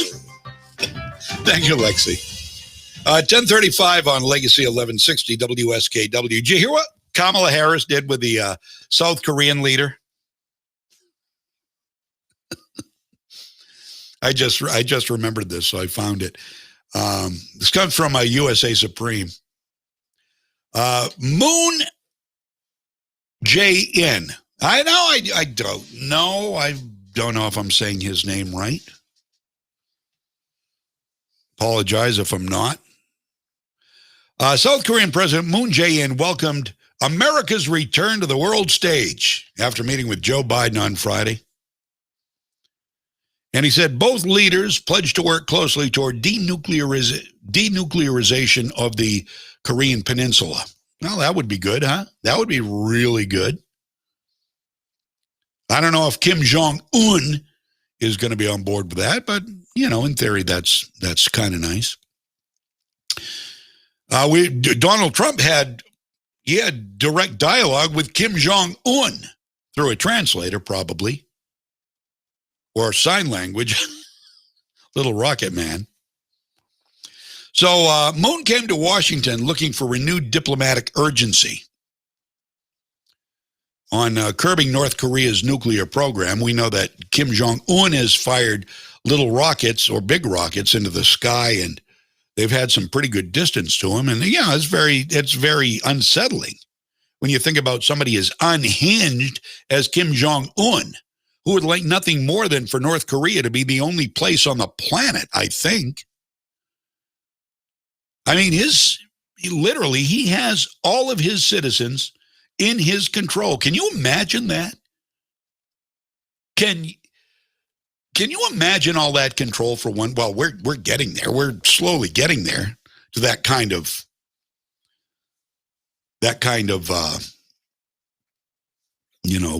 design with our government. But can you imagine one guy, all these people, and just being able to go up to any one of them at any time for anything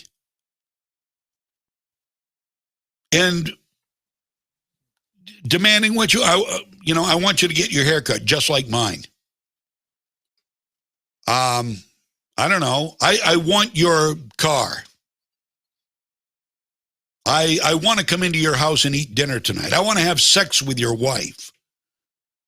I want to kill your brother-in-law. I mean, one guy has the power to do anything I just said. Anything. And if the serfs don't comply, death. He's killed his own family members before. Kim Jong-un. So you got to understand, when somebody like him has nuclear weapons, all bets are off. So, yeah, if we can denuclearize the Korean Peninsula, that'd be great. Sleepy Joe, I don't know if you want to count on it, especially after the encounter with Kamala Harris. Their meeting was only Biden's second in-person meeting with a foreign leader since he's been president. Kamala had a lot more contact with foreign leaders, naturally, but like Joe, she too is a total disaster when it comes to meeting people and dealing with anything. She doesn't understand it. She thinks she does. She thinks she understands. You can't teach Kamala anything. No. Been there, done that. She's run a country before. Going to run this one too, right into the ground. We'll wait and see. So Harris exchanged pleasantries with South Korean President Moon Jae-in. Moon is the last name. And this happened in the Eisenhower Executive Office building, which is adjacent to the White House. So Kamala Harris, and you can find this too, she was caught on camera shaking hands with the South Korean president. She told Moon Jae-in during her brief remarks, President Joe Biden and I are confident that together we can promote a free, open, and prosperous Indo-Pacific region, a region that is unconstrained by coercion and anchored in international rules and order. At this time, she said, our world faces increasing threats to our health, security, and climate, and it is more important than ever that the United States and Republic of Korea work closely together.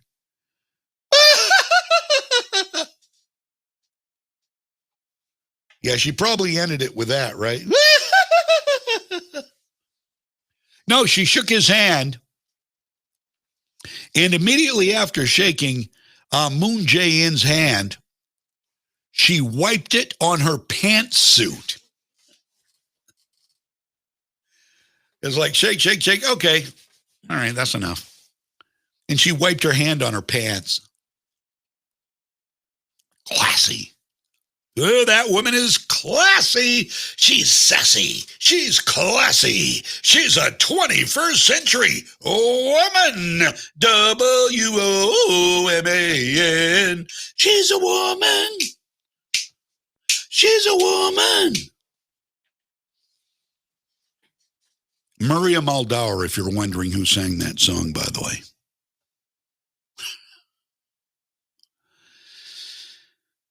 And you have to laugh. You have to laugh. It makes no sense. Nor is it going to anytime soon.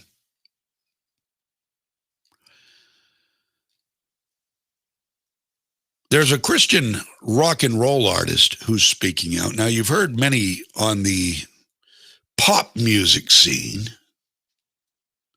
The people who are leading the way in pop culture rave and fawn over Joe Biden and that Kamala Harris. Oh my God, you can't get better than Kamala Harris. She's amazing. That woman's amazing. And there's there's Madonna, whether you're talking about Madonna, you're talking about Beyonce, you name it. Lady Gaga. Oh, they're right in the tank for Joe and Kamala. For what? For what? Tell me what? Tell me why. What have Joe and Kamala done? Nothing. Oh, she hasn't been to the border yet, by the way. Was it 56, 57 days now? But she's in charge. She's large and in charge. Now, she's large anyway. So the great story from the Blaze about John Cooper. John Cooper is a frontman for Skillet. Now, Skillet is a Christian rock band. And he has focus, common sense, and he's reality-based. He's got a brain. He's a critical thinker. I know that's hard to believe for anybody in any kind of rock and roll realm. But you know what he says? He says far left ideology are sparking a civil war in the American church, and he should know. He noticed that social justice started seeping into the church around 2012, which he says confused him. He said, I knew I wanted to be a light in the world, and I wanted to share the gospel of Christ. And I believe a part of that is loving people and helping the poor and so on and so forth. But he says, there were things about social justice and that movement that gave me a lot of red flags. I didn't quite understand what was happening. That is when I began to really delve into the culture, philosophy, and those types of things. And John Cooper goes on. I think we had our first fully educated adult group that was totally indoctrinated in academia, into woke ideology, into social justice, into critical race theory, into all these things. And they basically imported the secular definitions of these words into Christianity, according to John Cooper, who said, quote, so people like myself and most normal people, your average person going to church, didn't realize that we were talking about two different things here. Cooper explained that progressives alter the language and definitions of words, such as anti-racism.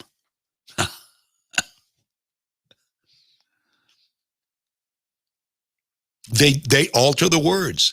They change definitions. They speak and boom, you go online and the definition is changed. Look at what Mazie Hirono did with a what she termed a gay slur. Well, I forget what it was. But that very day that she said something that we had all and members of the gay community had been using forever. She said, well, that's a gay slur. And that night, it was one of the Merriam-Webster, one of the online dictionaries, changed the definition based on Mazie Hirono's statement. So, whatever a word means, wait a minute, the left can change definitions just by saying it. So John Lewis goes on, Skillet frontman, he says, what kind of Christian isn't against racism? I mean, that would be very strange. It would be a very strange thing not to be against racism. But I need to know what you mean when you oppose racism, when you say you oppose racism, so that I know I am marching for or what I am standing up for. Can we have a definition of terms, please? That would be nice, he says. Why should you have to know? Why should you have to know the definition of anti-racism? John Lewis went on, critical race theory has become this boogeyman term, and some people get really mad when you bring it up. So let's not just say what critical race theory is. Let me just say what it does. CRT is responsible for a new Christian book.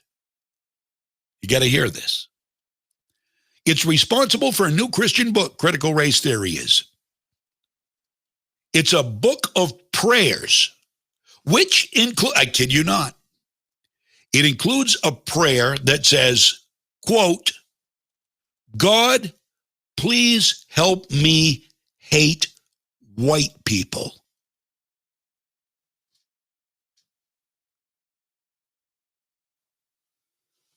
Huh. So, a so-called Christian book that begs for God to help people of color hate white people. And some white people to hate white. Some white people hate white people, hate themselves. A teacher on video, I saw this on Fox News last week, a leftist teacher on video started crying because she realized she was white.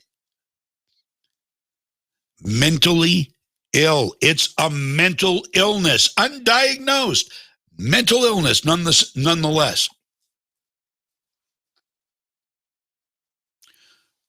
Now, that's not a Christian. If you have a Christian book that prays for God to help you hate white people, that's not a Christian. Describes a follower of Christ's teaching.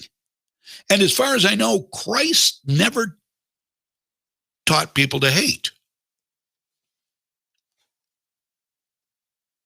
Maybe I missed something there. I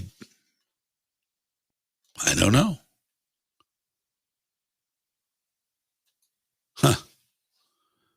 God, please teach me to hate white people, the Christian book says.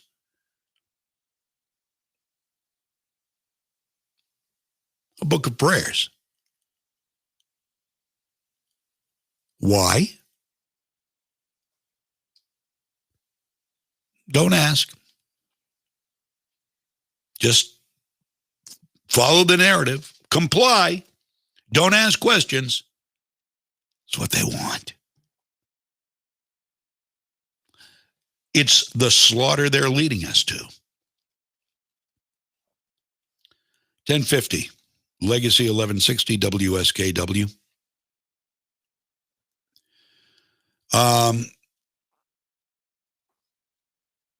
MSNBC's Lion Brian Williams. Remember him, disgraced Lion Brian Williams?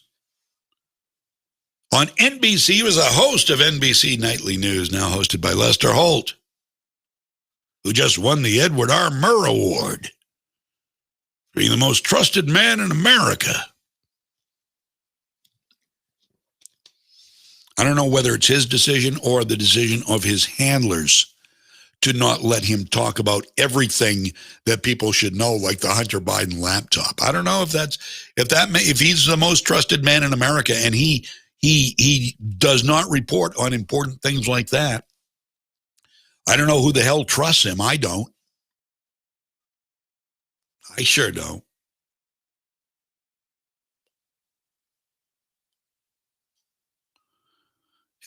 Hey, Roy. Who are you, Roy? Oh, the show is like watching somebody fall asleep. Well, thank you for that. I appreciate that. Buddy. Listen and learn. You're welcome to listen and learn. I'd love to have you here. So, Lion Brian Williams, Ted Cruz punched back at him this weekend after Lion Brian on Friday labeled Ted Cruz Kremlin Cruz for criticizing an American military ad, which is all about inclusion. The military ad is all about, it's not about fight the, be all you can be in the Army, the few, the proud, the Marines. Oh, well, I did this. I wanted to become something, and I wanted to change I don't remember. I saw the whole, it's a long, long ad. And I have no energy, Roy says. All right. Stick around for a few minutes. I've tempered a little bit so far this morning. So anyway, he mocked Senator Cruz for criticizing this ad.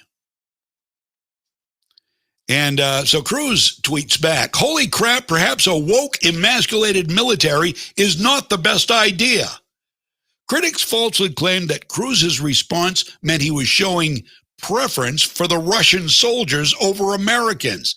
How stupid is that? In fact, Tammy Duckworth, got to be careful how you say that name. Tammy Duckworth, herself a veteran, said, "Holy crap, perhaps a U.S. senator shouldn't suggest that the Russian military is better than the American military that protected him from an insurrection he helped foment." An insurrection. They cannot let it die. What about all the hellacious rioting with Black Lives Matter and Antifa all across the country, burning buildings, taking over cities, destroying people's lives, killing people? What about that? Tammy Duckworth, oh, it's the insurrection. Shut up. Shut up and bury your head back in the sand. I hope you get voted out so big that you don't know what hit you. Give me a break. So Lion Brian Williams is there criticizing Ted Cruz for criticizing an ad that makes the U.S. military look like a bunch of frickin' wimps.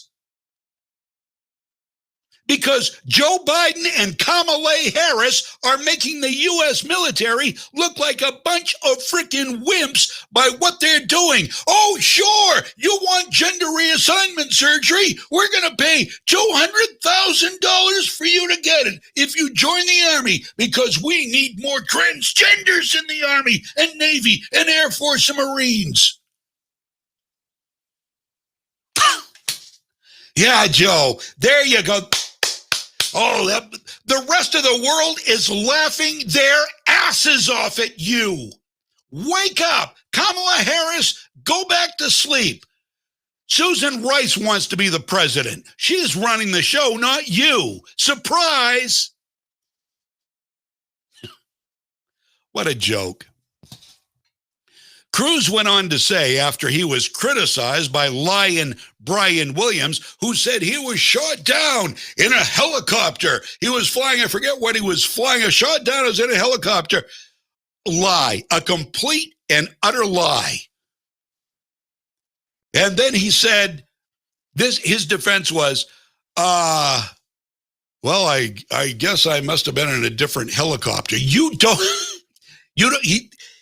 know if your helicopter, you forgot it wasn't your helicopter that was shot down?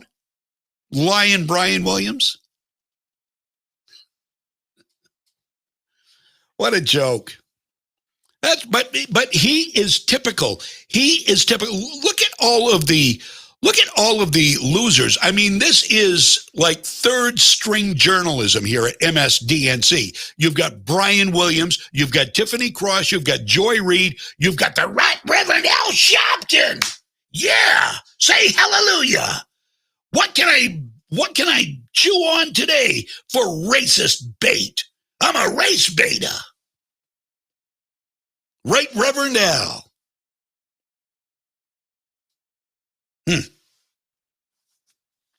Third string, fourth string. I would say fourth string. Ron, bite me, okay, buddy? Ron, nobody calling your dumb show, so you just have to go on these fake outrage tangents. LOL. I wonder if you're a lefty. Maybe you should listen and learn, Roy. You should listen and learn. Now he's a lefty. This is what they do. People make points and they just try to shoot them down. Guess who looks like the fool? It's not me. Oh, and by the way, I don't have access to calls here. Nobody believes you. No, nobody believes you, Ron. Go back to the beach and stick your head in the sand. It's not a bad day out today if you're in Maine. We'll be right back. I'm John James. WSKW, Legacy 1160. Hi, this is Teresa Smith, Director of Advising at Kennebec Valley Community College. There's no denying that the past year has been one of challenges and uncertainty. Many of you have had to change or even postpone your educational plans. Still, by working together and caring for one another, things in Maine are looking up. We're getting back to normal, and no one could be happier about this than the faculty and staff at KVCC. With a wide variety of online summer classes available, you don't have to wait to join us. You can get started right away while continuing to stay safe. Whether you're a student home for the summer who wants to pick up a few classes at an affordable price, or a high school graduate hoping to get a jump on college, our multiple summer start dates offer something for everyone. Financial aid is available, and high school juniors and seniors may even qualify for a free summer course. A list of classes and start dates can be found on our website at kvcc.me.edu, or you can call the admissions team at 453-5822. That's 453-KVCC. What's important here at Moody's is we have a lot of opportunity for upward mobility. Moody's definitely helped me through. They sent me to school. I got my degree in business. I had the demeanor and I had the willpower and the want. Our trade is constantly changing and there's always new challenges that arise. I definitely feel like an owner. It's very exciting. When you like what you do, you like your job, you like the people you work with, what else could you ask for? Bring your skills to Moody's and build a long-term future with us. Electrical repair should never be done without the knowledge of how to do it safely. Better yet, skip that stress and let Kennebec Electric and Lighting take care of it for you. Kennebec Electric has offered professional electric and lighting service and expert installation in homes and businesses for over 37 years, and they stand behind that experience with a guarantee on all their work. Kennebec Electric and Lighting. Contact them for all your electric and lighting servicing, including installations and repairs at 861-7028 or online at KennebecElectric.com. I'm CBS 13 meteorologist Lexi O'Connor. Mostly sunny but cooler today with highs in the low to mid 60s. Coolest at the coast. Partly sunny, breezy tomorrow, but warming back up into the low 70s at the coast. Upper 70s to near 80 degrees inland. Warm on Wednesday with highs in the 80s, but with the chance for some thunderstorms in the afternoon and evening. From the Home Auto Group Studios, Farmington Ford and Franklin Chrysler in Farmington. This is WSKW, Skowhegan, Augusta, Waterville, Legacy 1160.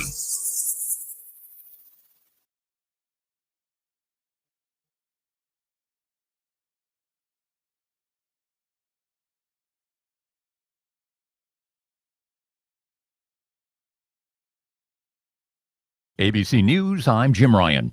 President Biden is sending Secretary of State Anthony Blinken to the Middle East to try to begin talks on restarting the peace process. ABC's Matt Gutman is in Gaza with more. So far, that ceasefire is holding. We saw Hamas militants marching armed in the streets for the first time since the conflict began, and Israeli tanks pulling away from the Gaza Strip. Now, Egyptian mediators are working on extending this ceasefire right now. Hopefully it holds. Tomorrow, President Biden will sit down with the family of George Floyd. He's invited the family to the White House to mark 1 year since the death of George Floyd at the hands of Minneapolis police. New York City has announced that public schools will return to in-person instruction this fall with no remote learning options available. The first day of classes for 1 million students will be September 15th. The U.S. has recorded the fewest COVID infections since last summer. Doctors credit more people getting the vaccine as the reason. This is ABC News. Questions and anger at a North Florida high school over the editing that was done on dozens of yearbook pictures, all of them girls. Here's ABC's Megan Tabrizian. At least 83 girls' photos were reportedly altered in Bartram Trail High School's annual yearbook. Some photos seem to have been edited by taking snippets of the girls' shirts and pasting them over their chests to hide their cleavage. Ninth grader Riley O'Keefe says her picture was edited, even though her shirt complied with the school's dress code. She calls it a double standard, since no boys' pictures were doctored, not even those showing swim team members wearing Speedos. The school says it has every right to alter pictures that don't conform with the student code of conduct. It's now offering refunds for parents unhappy with the photos. Several countries, including the U.S., are condemning Belarus for allegedly lying about a bomb aboard a commercial jet flight to force the plane to land in Belarus so that a critic of the government there could be arrested. Jim Ryan, ABC News. Credit Karma Money is a brand new checking account where you can win cash reimbursements for making purchases. When you use your Credit Karma Money debit card, you can win daily instant Karma purchase reimbursements on items up to $5,000. Right now, visit creditkarma.com/winmoney. That's creditkarma.com/winmoney. Instant Karma is sponsored by Credit Karma. No purchase necessary. Exclusions and terms apply. See rules. Banking services provided by MVB Bank Inc. Member FDIC. Maximum balance and transfer limits apply. I absolutely love my dog, but the constant shedding, not so much. But then I got a Swiffer Sweeper Pet Kit, and it is amazing. These super thick cloths pick up a crazy amount of hair. Just look at all that. And that was from just one swipe. And the best part? Sweeper's so much easier to maneuver than a broom or a vacuum, easily getting around chairs and under the couch. You're right. Now I can focus on you, not your shedding. Swiffer Sweeper Pet Kit, because shed happens.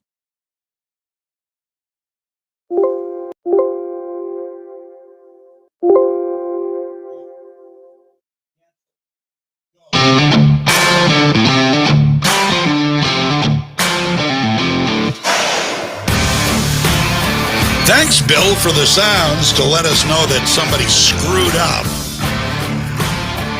Where would we be without the Windows sounds? Check it out. Freedom's Pep Rally, 11:04. John James on your radio. And, this guy, yeah, somebody just texted me. Now, the guy that's on there is... he goes by Roy. That's a guy named Butch, he got a butt hurt that because he kept trying to get in, and I'd let him on, and then he'd say something stupid. So I got sick of it, and I stopped taking his calls. So just ignore him, and he will go away. All right, we've got 11:04 right now on Legacy 1160 WSKW. John James here. We are brought to you by the Gun Shop on Coney Circle in Augusta, and they are open tomorrow through Saturday. They have a great selection of guns. They have shotguns, they have pistols, they have revolvers, they have AR-15s, they have AK-47s, they have Mini 14s. Last time I was in there, they're pretty well stocked. They are pretty well stocked. It's a beautiful store. I invite you cordially to stop in and check it out. Okay, I had to take a break there. Let's get back to the Lion Brian Williams story. Lion Brian Williams, of course, excoriated Ted Cruz for criticizing the namby-pamby military ad that was released, I guess, by the Biden administration.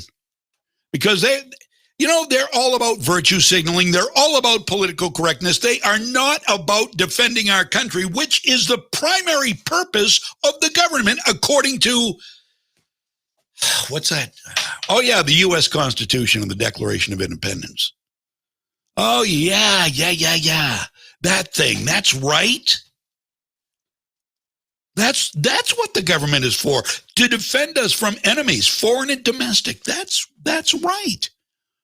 But they'd rather look good. They would rather look warm and sweet and nice and touchy and feely and ooey and gooey and oh, kumbaya. I love you and I love you and I love you and you and I love everybody except conservatives and Christians and whites. I hate you. That's the unspoken part. But they do. God help me to hate white people. It's in a Christian book of prayers. Welcome to the 21st century. Welcome to tolerance. So Ted Cruz said, he went on this rampage about Lion Brian Williams. Ted Cruz freaking rocks. He said, now with his trademark ignorant snark, he's dubbed me Kremlin Cruz. 3 problems. 1, I hate communists. My family was imprisoned and tortured by communists. And Brian is a shameless apologist for Russian and Chinese and Cuban communists. 2, I was arguing that our military needs to be able to kick the ass of Russian soldiers. It's Brian and his lefty comrades that are working relentlessly to diminish the effectiveness of the U.S. military, the finest fighting force on the face of the planet. And 3, just this week, Biden gave Putin a multi-billion-dollar gift when he waived mandatory U.S. sanctions to allow Russia to build Nord Stream 2, a massive natural gas pipeline to Germany. Who authored the sanctions that stopped NS2? That would be me, Ted Cruz says. Cover that, Brian. But that would be actual news, something you don't do. Use your condescending wit to call Biden Kremlin Joe. He's the one illegally giving billions to Putin, but your corporate overlords wouldn't let you, Cruz concluded. Congrats, Brian. You are Pravda. Cruz also said, is there a more pitiful example of corrupt corporate media than Brian Williams? He was fired as anchor of the NBC Nightly News for misrepresenting events which occurred while he was covering the Iraq War in 2003. Now he's a left-wing hack at MSNBC. Now he's throwing a hissy fit that I criticized the ridiculously woke video that the Biden administration put out. Williams accidentally told the truth when he describes it as a video meant to diminish the U.S. military. True. That's the problem. The Pentagon put it out.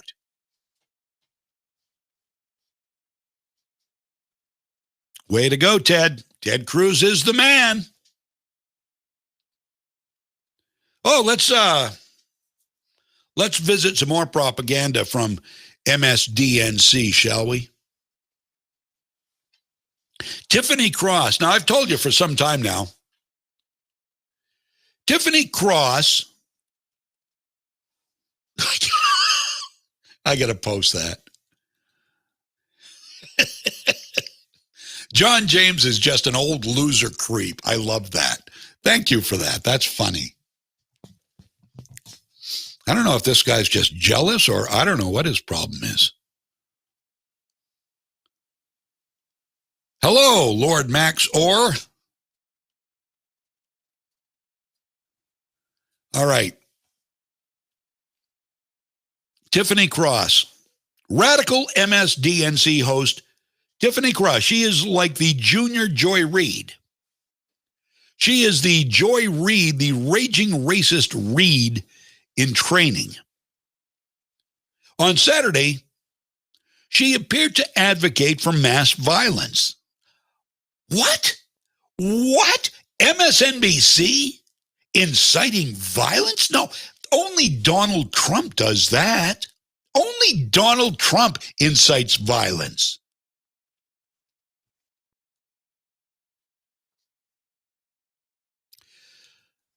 No, I think that's correct. I think she was inciting violence. She was talking to her leftist panel. It's always leftist on MSNBC. She ranted, it feels like it's time to just burn it down, referring to American law enforcement. It's time to burn it down. She reinforced her call to violence, saying, I have to say, as a people, for my people, I am up for the most radical things to make sure that we live. Whoa, whoa, whoa, whoa, whoa, whoa. Drive that wedge. Wow. Tiffany, you're going to overtake Joy Reid as the most racist and demeaning human being in media. Journalism. You aren't a journalist. You aren't a journalist, but wait. It's MSNBC, and Chuck Todd says... And just a reminder, for what it's worth, there is no editorial point of view here on any of these newscasts on MSNBC in the daytime. Okay, Chuck. Okay, little Chuckles. All right, now, Chuckles. The Chucky. They had no editorial opinion, except this is MSNBC. This is daytime, and this is... it's editorial. Chuck Todd. Who are you trying to convince, Chuck Todd, when you say that? Who are you trying to convince? Yourself? What a mook. So Cross was reacting to the recently released video of the death of Ronald Green of Louisiana. He was in custody, the custody of the state police, actually. She drove the proverbial wedge referring to blacks as, quote, my people. Oh, that's okay, no problem, right? Not a problem. My people. They're from my people. I'll be radical from my people. She said that. From my people. Okay, where is the outrage? Do I hear crickets? Do I hear crickets? Why, yes, I hear crickets. What if you or I refer to any group as those people, our people? What do you think would happen if we put people into categories?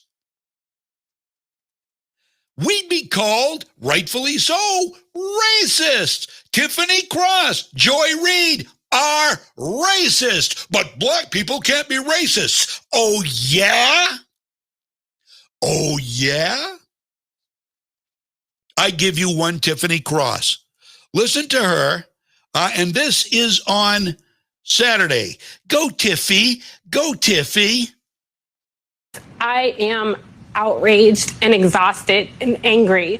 That video is practically unwatchable. And I think about that man's family and his mother and what they must be going through. And I just wonder, this is clearly not a system that can be reformed. And what can we do to stop this? Because it feels like it's just time to burn it down. You know, there you go. We ask, please stop killing us. It hasn't happened. Stop At killing this point, us. it's a demand, and it's still happening. I don't even know the word to describe the level of outrage I feel thinking about what his mother had to watch that tape.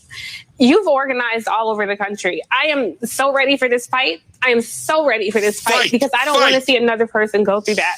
How do we organize ourselves out of this quagmire? They're attacking our voting rights. They're attacking our lives and livelihoods. They're killing us if they're not over-criminalizing us and putting us in jail. As a longtime organizer, what is it that we do? Because I have to say, as a people, for my people, I am up for the most radical of things to make sure that we live. We. Tiffany Cross. We fight, ready to be radical, ready to fight. Donald Trump said fight in a much less confrontational way, and he was accused of inciting an insurrection. Tiffany Cross, you scum of the earth. You riot violence inciter. My people. I'm ready to get as radical as I need to. For my people. We need to burn it down so we don't get murdered. What a hateful, despicable human being. Listen, I've seen that video too. I saw the video. I agree. It's brutal. The police were way too brutal. That needed to be addressed, and it was, in my humble opinion. In fact, 2 of the state troopers in that arrest were fired. Good. 1 suspended. Good. We aren't on teams here. We're all on the same side. We are all on the same. It's not us and them. Who divides us every step of the way? Who is the divider? Media and the left, period. They are the dividers. I saw that video. It was sickening. Absolutely sickening. The aftermath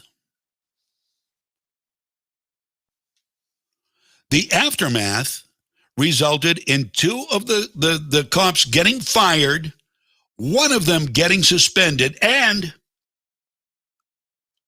one of the fired officers, after learning of his fate, died in a single-car crash.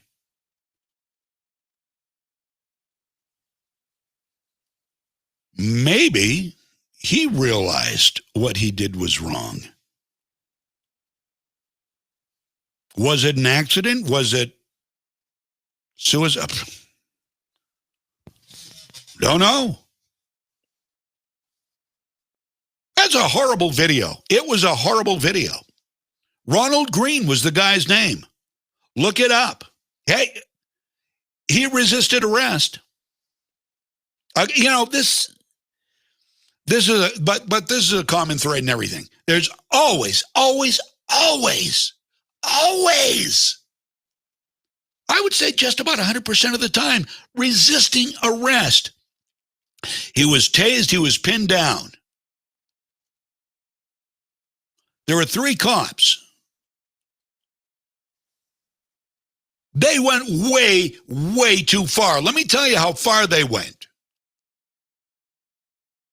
Ronald Green did resist arrest, but he ended up with a broken breastbone, torn aorta. He died at the scene. It's hard to watch. So, to the extent that this guy was furiously beaten, restrained, I agree with Tiffany Cross on that, but that's where our agreement ends. When she goes on to her arguably faux tearful outrage, saying it's us and them, we've got to get rid of the police. Got to get rid of the police. They're murdering us.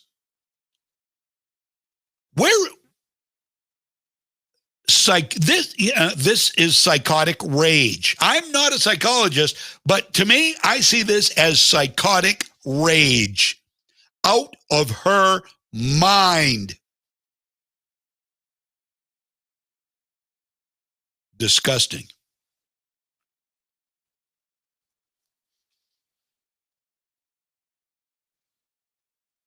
Satan is the divider.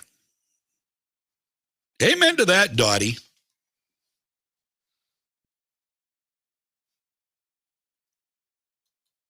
Agreed. Legacy 1160, time 1120 right now. And you can find us on the air, obviously, 1160 AM, 24/7. We are at legacy1160.com, streaming live audio 24/7. And also video brought to you by Moody's. Audio is brought to you by the Harry J. Smith Company on Sanger Avenue in Waterville. Video brought to you by Moody's Collision Center's location throughout Maine Freedom's Pep Rally, powered by the Gun Shop on Coney Circle in Augusta. So we're all over the place. We are everywhere. Softball this afternoon. You got Winslow at Gardner. Mike Violette calling the game starting at 4 o'clock. Winslow at Gardner High School softball. The very best of local sports right here on Legacy 1160 WSKW. So Tiffany Cross, and I mean, they're almost like twins, except, at this point, I can't even tell you whose voice is more annoying. Joy Reid just makes my skin crawl, but Tiffany Cross has that shrieky little whiny. And so they're both just like nails on a chalkboard. Tiffany Cross uses every opportunity to spew hatred toward white people and the police, and she makes it seem that cops are literally hunting black men. I mean, that's her modus operandi, to convince you that cops are hunting black men. Not true, not provable. The statistics do not bear it out. It's a lie. It's a myth. You are a loudmouth liar. You are inciting violence, Tiffany Cross and Joy Reid, and you ought to be ashamed of yourselves. You ought to be fired from your jobs.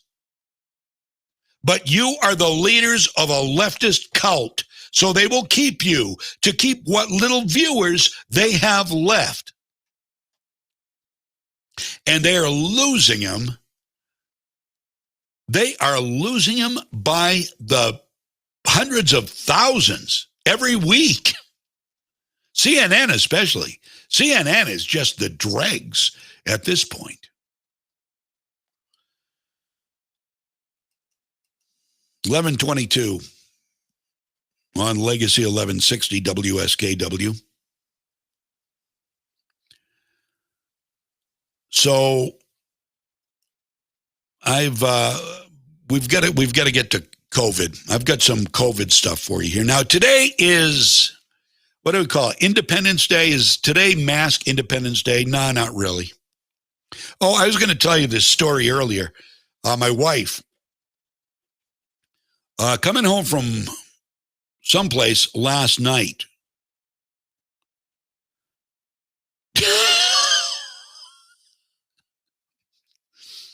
Dottie says, Tiffany's voice sounds like she had her thong on backwards. So that's what it sounds like. Okay. Perfect. So my wife drove by Togus Pond on South Belfast Avenue last night. And Togus Pond is the bridge where the pond goes under the road and heads down toward the stream, toward the dam. The bridge is a frequent fishing location. And in fact, I venture to say there is barely a time all summer long and in the spring and into the fall when I don't drive across that bridge and there are people fishing either near the bridge or off, to the side of it. So last night, my wife comes home and she says, you won't believe what I saw. I said, what? She said, I was driving across the bridge, where people fish, and they've actually made a little parking lot there so people can go there and do some bass fishing off the bridge, and people like to do that, and I think that's great. There was only one person there when my wife went by. It was a woman, and she was standing, she had gone down the side of the bridge, down close to where the pond goes under. I mean, she's down pretty close to the water. She's standing there fishing all by herself, nobody anywhere on either side, wearing a mask. So this is what we're going to be dealing with from now on. As long as anybody on the left says, well, it's dangerous not to wear a mask, there are going to be people, oh, my God. Oh, my God.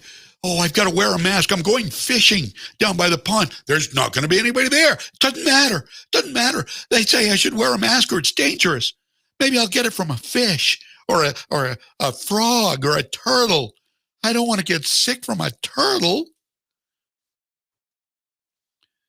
People are out of their minds. They're literally out of their minds. I wonder what is going on. I often wonder if people are losing their collective minds.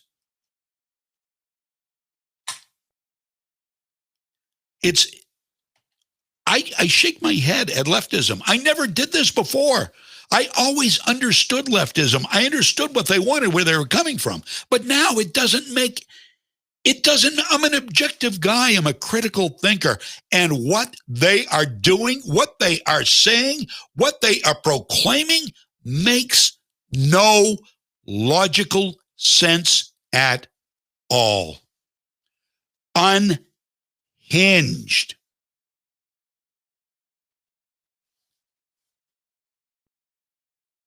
And it's not going to end anytime soon. You got people like Tiffany Cross and Al Sharpton and Chris Cuomo creating the narrative. These abject losers who only know how to promote fear and rage. Those are the people who our society is listening to for their information.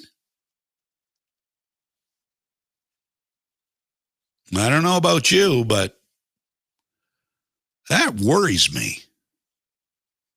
That worries me. So COVID-19, what is going on with COVID-19? Other than the fact that Maine, it's Independence Day, maybe in Maine, depending on where you go, maybe, possibly. You may not have to wear a mask. You may still. We don't know, because just like everything, We don't know. Well, you can wear a mask. You don't have to wear a mask outside, but you have to social distance if you haven't had the vaccine. If you haven't had the vaccine, you've got to wear a mask inside. But if you've had the vaccine, the second shot, and you've waited for a week or two after the second shot, then you can go inside without a mask and feel comfortable. All right. Well, that wasn't too confusing, was it? I'm glad I could help out. Steve Hilton. Steve Hilton, people who truly love this country, by the way, know what it means to live here and how exceptional this place truly is and why it is. It's because of personal freedom, individual decision-making, the ability to do whatever you want, go wherever you want to go, do whatever you want to do. Although many on the left would deny that because they don't want you to have it. They don't think you or they or anybody should have that. How can you trust people? Put your trust in the government we trust. Yeah, maybe in Venezuela or Cuba. Actually, no, they don't trust the government. No, that ship has sailed. It will sail here too. But unfortunately, it'll be too late for our friends on the left to do anything about it because they refuse to listen now to common sense and objectivity. All they choose to do is put us down and throw little temper tantrums and fits of rage. They're bedwetters. And they attack you when they don't agree with you. They attack you with nonsense, unprovable nonsense. Steve Hilton is somebody who appreciates America. He's on the Fox News channel. He is a legal citizen, by the way, and he understands firsthand what the left is doing via immigration, via free money, and, of course, COVID-19 mandates. Here is Steve Hilton from this weekend, and this is very, very good. Did you see this from the Vice President this week? Get vaccinated or wear a mask until you do. How is that an acceptable way for an elected leader to speak to people? Biden as well. Get vaccinated or wear a mask until you do.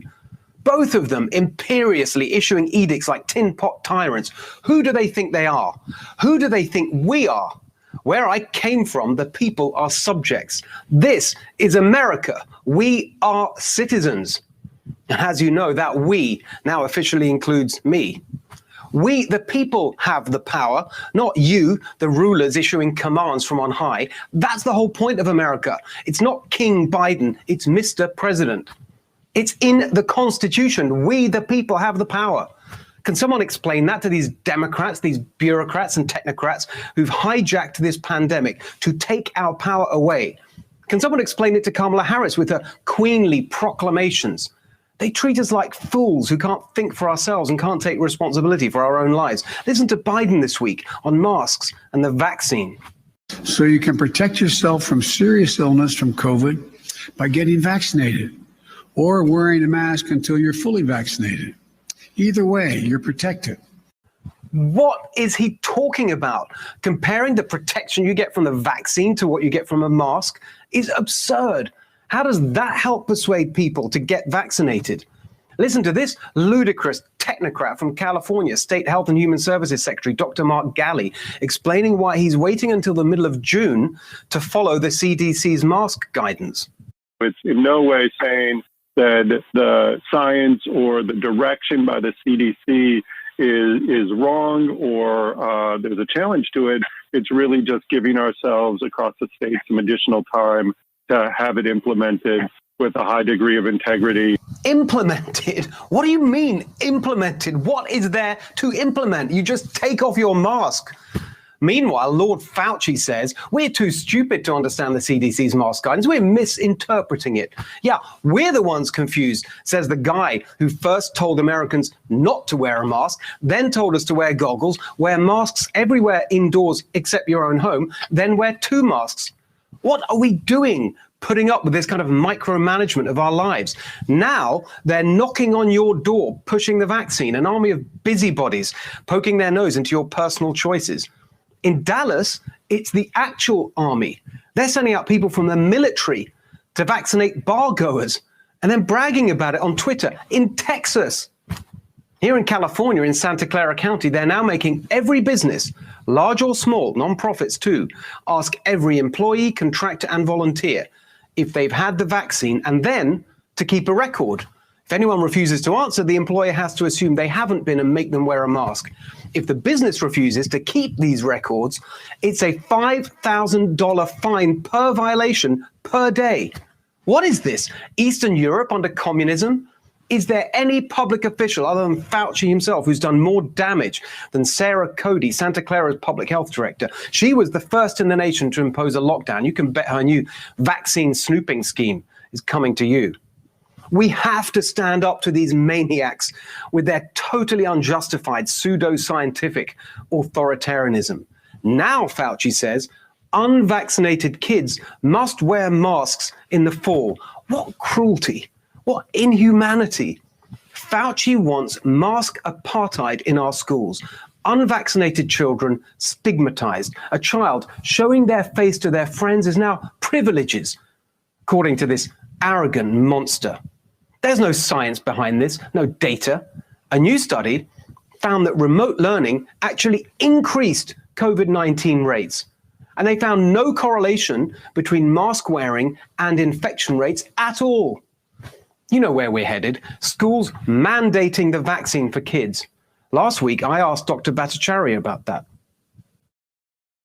Should schools require it for children when they reopen in the fall? Quick last word. Absolutely not. Absolutely not. It's not necessary to keep the teachers safe. The teachers are vaccinated. They're safe already. It's not necessary to keep the kids safe because they're at vanishingly low risk from the disease. There will be, should be, a parents' revolution if they try to do this. Already, people are stripping these tyrannical technocrats of the powers they seized. Last week, Pennsylvanians voted to impose new limits on wretched Governor Wolf's emergency powers. Legislatures finally are standing up, trying to take back powers that never should have been seized. Efforts underway in California, New York, Michigan. But it's not easy. Once you lose power, it's incredibly hard to take it back. Wow. Isn't that the truth, huh? And we're losing it. We're losing it.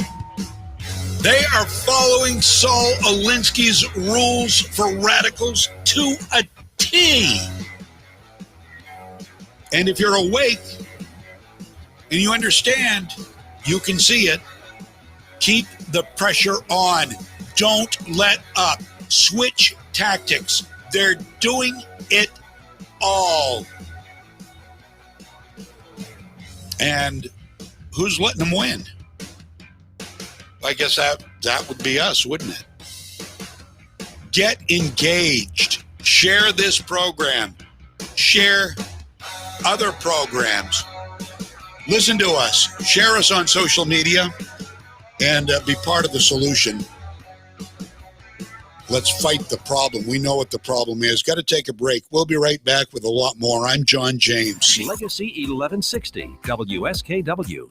Incense and Peppermints doesn't just have a huge selection of scrumptious candies. They have sweet treats that'll bring back wonderful memories every time you share them. Incense and Peppermints has candy that's fun for the whole family, like Jelly Bellies, Smarties, Turkish Taffy, Mellow Cups, Laffy Taffy, and Necco wafers. And candy that'll take you on a trip down memory lane, like old-fashioned penny candies, root beer barrels, atomic fireballs, Mary Jane's Bit of Honey, and Jawbreakers. They even carry Maine favorites like Moose Poop and Saltwater Taffy. Incense and Peppermints, 48 Main Street in downtown Waterville. Spring is the time of renewal for both you and your home. So brighten your day and your surroundings with great items from Town Line Antiques. Do you love classic decor? You'll find furniture, artwork, glassware, signs, and hundreds more pieces around every corner. Their classic colors and styles will have you thinking spring and feeling invigorated every time you see them. Or maybe you enjoy collecting books, comics, coins, sports memorabilia, watches, or classic electronics. Town Line Antiques has rare items that you won't find anywhere else. Town Line is also showcasing a new display of art glass that's absolutely dazzling. Each piece is one of a kind, with its own unique flair of colors and form. You simply have to see them to appreciate their beauty.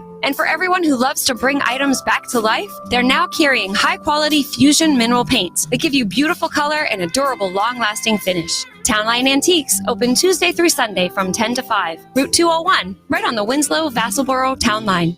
What's important here at Moody's is we have a lot of opportunity for upward mobility. Moody's definitely helped me through. They sent me to school. I got my degree in business. I had the demeanor and I had the willpower and the want.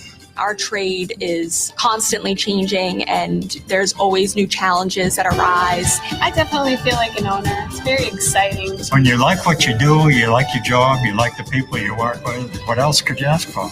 Bring your skills to Moody's and build a long-term future with us. I'm CBS 13 meteorologist Lexi O'Connor. Mostly sunny but cooler today with highs in the low to mid 60s, coolest at the coast. Partly sunny, breezy tomorrow, but warming back up into the low 70s at the coast, upper 70s to near 80 degrees inland. Warm on Wednesday with highs in the 80s, but with the chance for some thunderstorms in the afternoon and evening.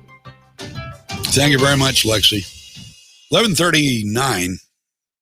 I love it when mainstream media finally, you know it's going to happen eventually, and we tell you this every time we see the stupidity of mainstream media. We say, eventually they're going to have to start reporting on it. They're just holding out to keep their narrative going, but when it doesn't pan out, they're going to have to start reporting. A good case in point is the New York Times. After Tucker Carlson had the Chinese virologist on, the woman who we aired earlier, who said that the virus was manipulated and intentionally released from the lab. And the New York Times just reveled in making fun of her, making fun of the notion that this could be something that happened that was planned by and released by the Chinese. They just, what a bunch of conservative fools. Well, now they're kind of eating crow. Yeah, because this letter signed by many doctors, 18 scientists actually, ran in the Journal of Science calling for further investigation because this seems now pretty plausible. Now the New York Times has no choice but to pretend they never said anything against the possibility it could have originated in the Wuhan lab. They have to pretend they never said that and make this like an epiphany. Well, this could have. The Times, the Post, MSNBC, CNN, these people are, again, this is why the new Rasmussen poll shows that people who only watch Fox News know a hell of a lot more about the news than those who watch MSNBC or CNN or presumably all of these rags that parade around as some sort of newspaper that is necessary to the survival of the world, like the New York Times, like the Washington Post, like the LA Times.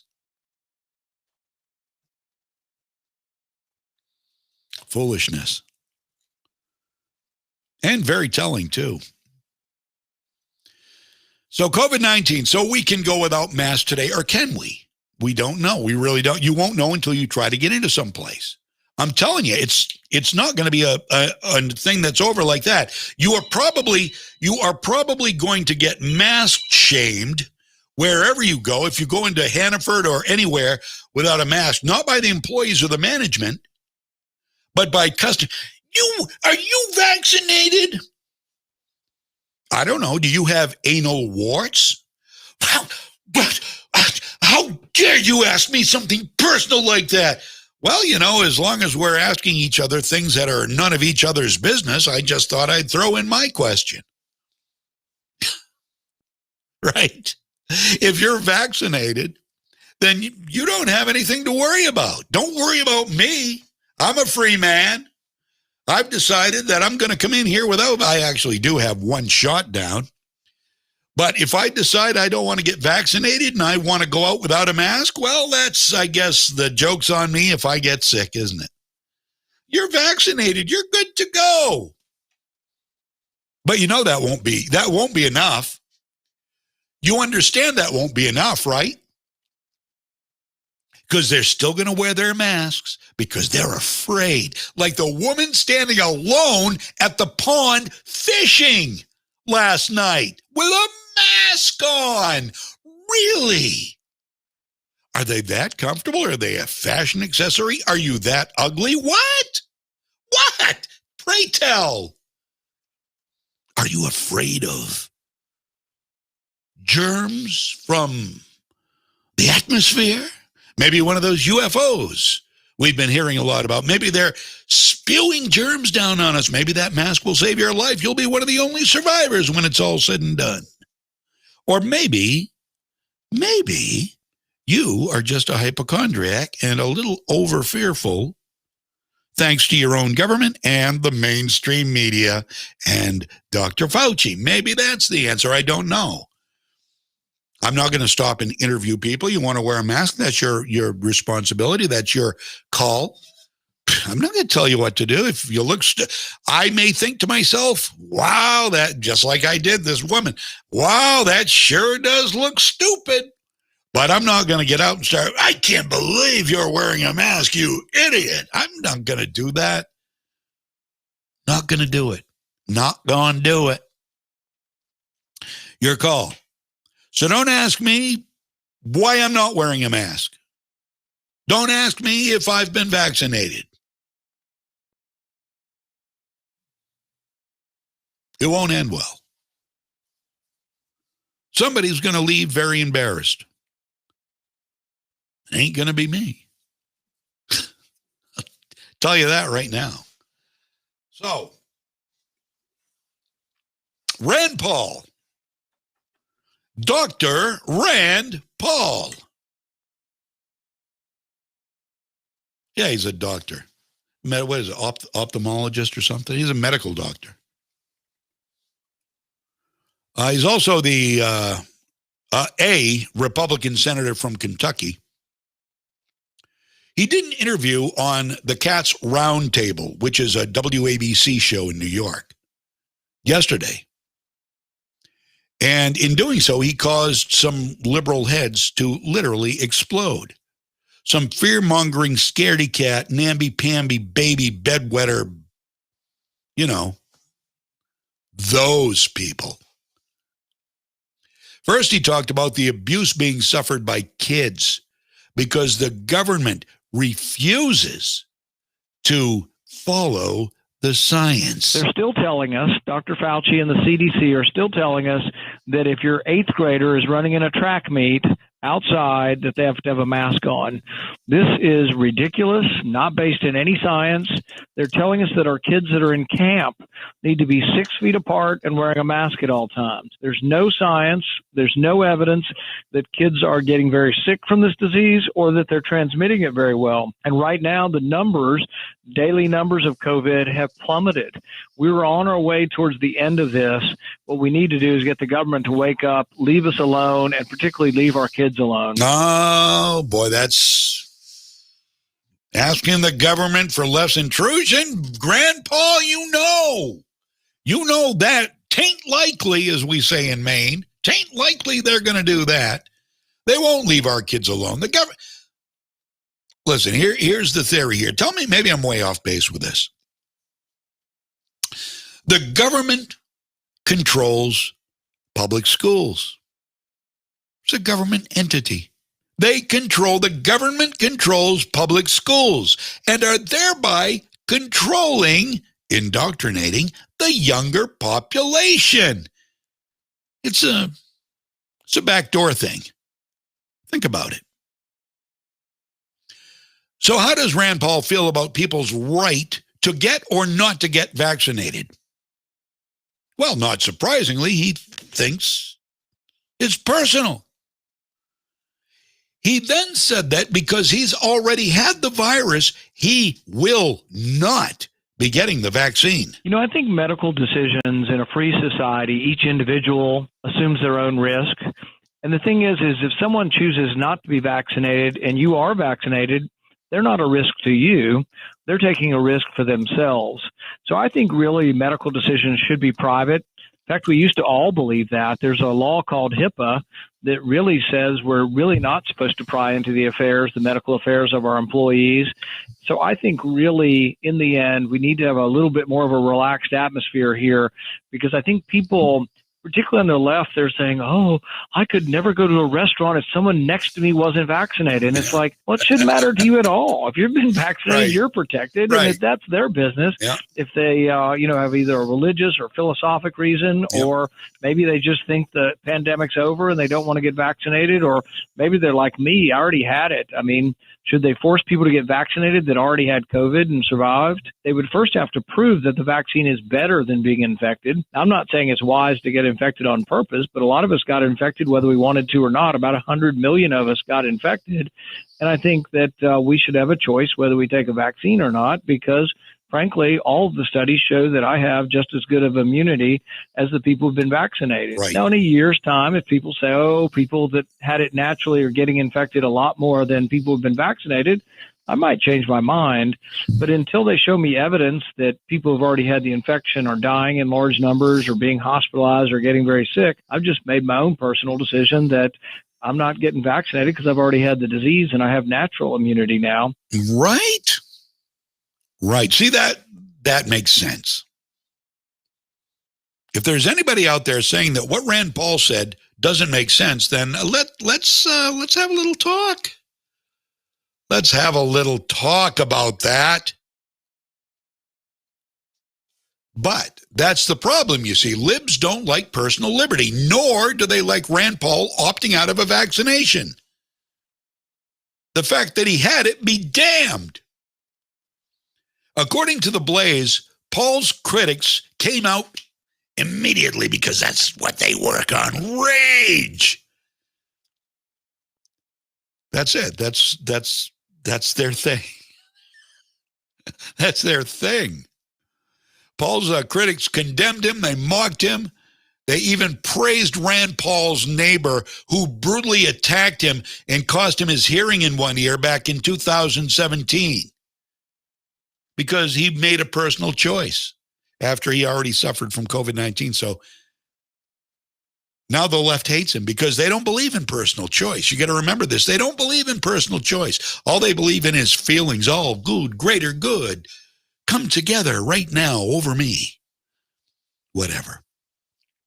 Here's some of the comments coming out against Paul. I'll say it again. If I ever meet Rand Paul's neighbor, I'm going to hug him and buying him as many drinks as he can consume. Richard Marx, the singer. Richard Marx, we're talking about the idiocy of pop culture icons. There you go, right there. Representative Adam Kinzinger of Illinois, so brave, such a leader, so manly. I don't know who said this unattributed. Wish Rand Paul's grandparents, great-grandparents had felt the same about their smallpox vaccines. The world could have done without their offspring.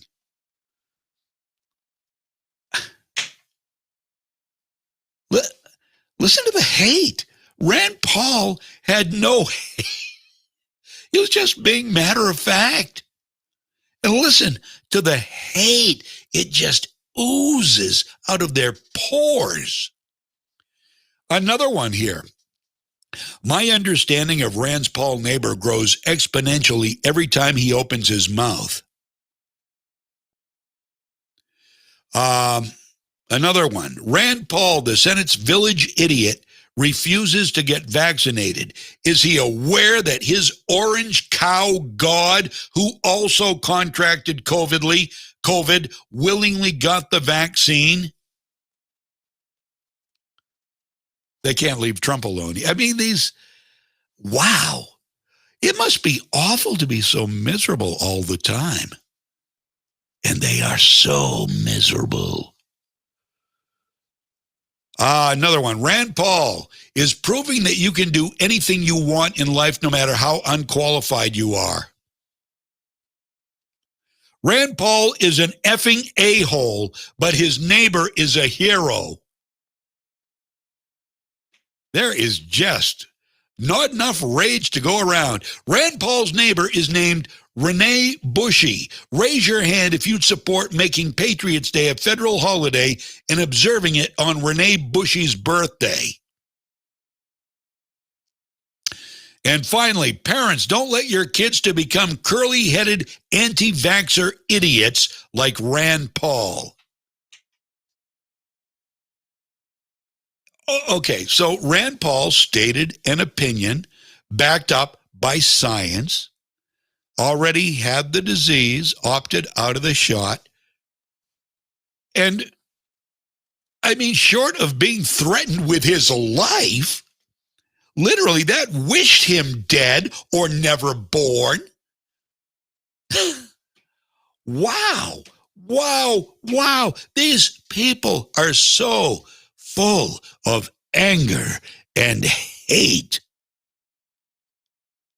Again, I say, it must suck to be so angry. Wow. I can't even believe how angry these people are. I don't know if you heard about last week, several Republicans, of course, this is a rule now in the House of Representatives. Nancy Pelosi says you got to wear a mask. You got to wear a mask. You don't make people die. Well, hasn't everybody been vaccinated? Hasn't Dr. Fauci said that your chances of getting COVID-19 if you've been vaccinated? Infinitesimal. If you and other people have been vaccinated, then you probably ain't going to get, you probably have a better chance of winning the Powerball jackpot twice in a row. Several Republicans refused to wear their masks last week during a rebellion against Nancy Pelosi's refusal to lift the mandate despite the threat of hefty fines, and they were fined $500 apiece for not wearing a mask. Thomas Massey tweeted from the House floor, "We've had enough. We're refusing to wear our masks on the floor during this vote, despite Pelosi's $500 fine threat," and she made good on it. Republican Marjorie Taylor Greene later tweeted out a photo of herself along with Mary Miller, Ralph Norman, and Massey, saying, "Free your face masks are oppressive and nothing but a political tool, end the oppression." Nancy doubled down on the mask mandate, and she scolded people who didn't wear them, calling those people selfish. I am. Whoa, no. We want the other cut D. Try Nancy Pelosi. We're all hopeful, and I join the president in being hopeful that we can reach a place where it is safe for people to be. What is this, the honor system? The honor system as to whether somebody's been vaccinated? Oh, my God. Do you want them breathing in your face on the strength of their honor? So let's just see. Let's just see. I mean, again, this is about science and governance. And science and governance. We have a responsibility to make sure that the House of the Representatives chamber is not a petri dish. Petri dish. For because of the selfishness of some not to be vaccinated. Selfish. Or to insist, or to wear a mask. Because Easy, Nan. Easy, baby girl. Easy now. Don't choke there, all right? Don't choke on your lies, on your virtue signaling. People to go in the honor system here. A video, by the way, surfaced after this. A video surfaced of an ornate room full of Democratic House, Senate, and cabinet members, including Nancy Pelosi, hugging, shaking hands, engaging in casual conversation, all unmasked. Oh, I love it when they're idiots, and they always are. Just when they think the cameras are off, the virtue signaling goes away. Have a great day. I hope you enjoyed the show. I loved bringing you the truth. I hope you share the show. I hope you share the message, share the freedom, share the love. Share.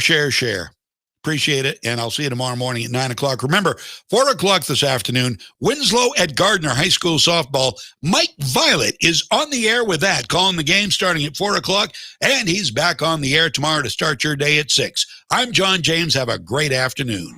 Legacy 1160, WSKW. Do you have itchy, irritated, or burning eyes? You may be experiencing dry eye syndrome. Contact Kennebec Eye Care and let them help find a solution to the problem. When we concentrate on activities like reading, driving, and computers, we blink less, which reduces the amount of tears on the surface of the eye. An exam with Kennebec Eye Care will identify what's causing the issue and how to best treat it. Schedule an appointment today by calling 872-2797. Kennebec Eye Care, your site specialists, 216 Main Street in Waterville, and online at KennebecEyeCare.com. Hi, I'm Greg from Gregory's Disposal. Dumpsters, dumpsters, dumpsters. Call Gregory's Disposal, 465-4500. We can help. Cleaning out Grandma's attic, or if the kids finally moved out, leaving the junk behind, we have debris dumpsters and many sizes of roll-offs to get the job done quickly and efficiently. Call Gregory's. Call Gregory's, 465-4500. How about remodeling, redoing the roof, tearing off the old porch? Gregory's will bring the right size dumpster at the right cost. Our dumpsters are brown, and we keep our prices down. Call Gregory's. Call Gregory's, 465-4500. Gregory's can also help with your weekly rubbish. We offer many services, including curbside pickup, residential dumpsters, whatever you need. Gregory's is there to help. Call Gregory's.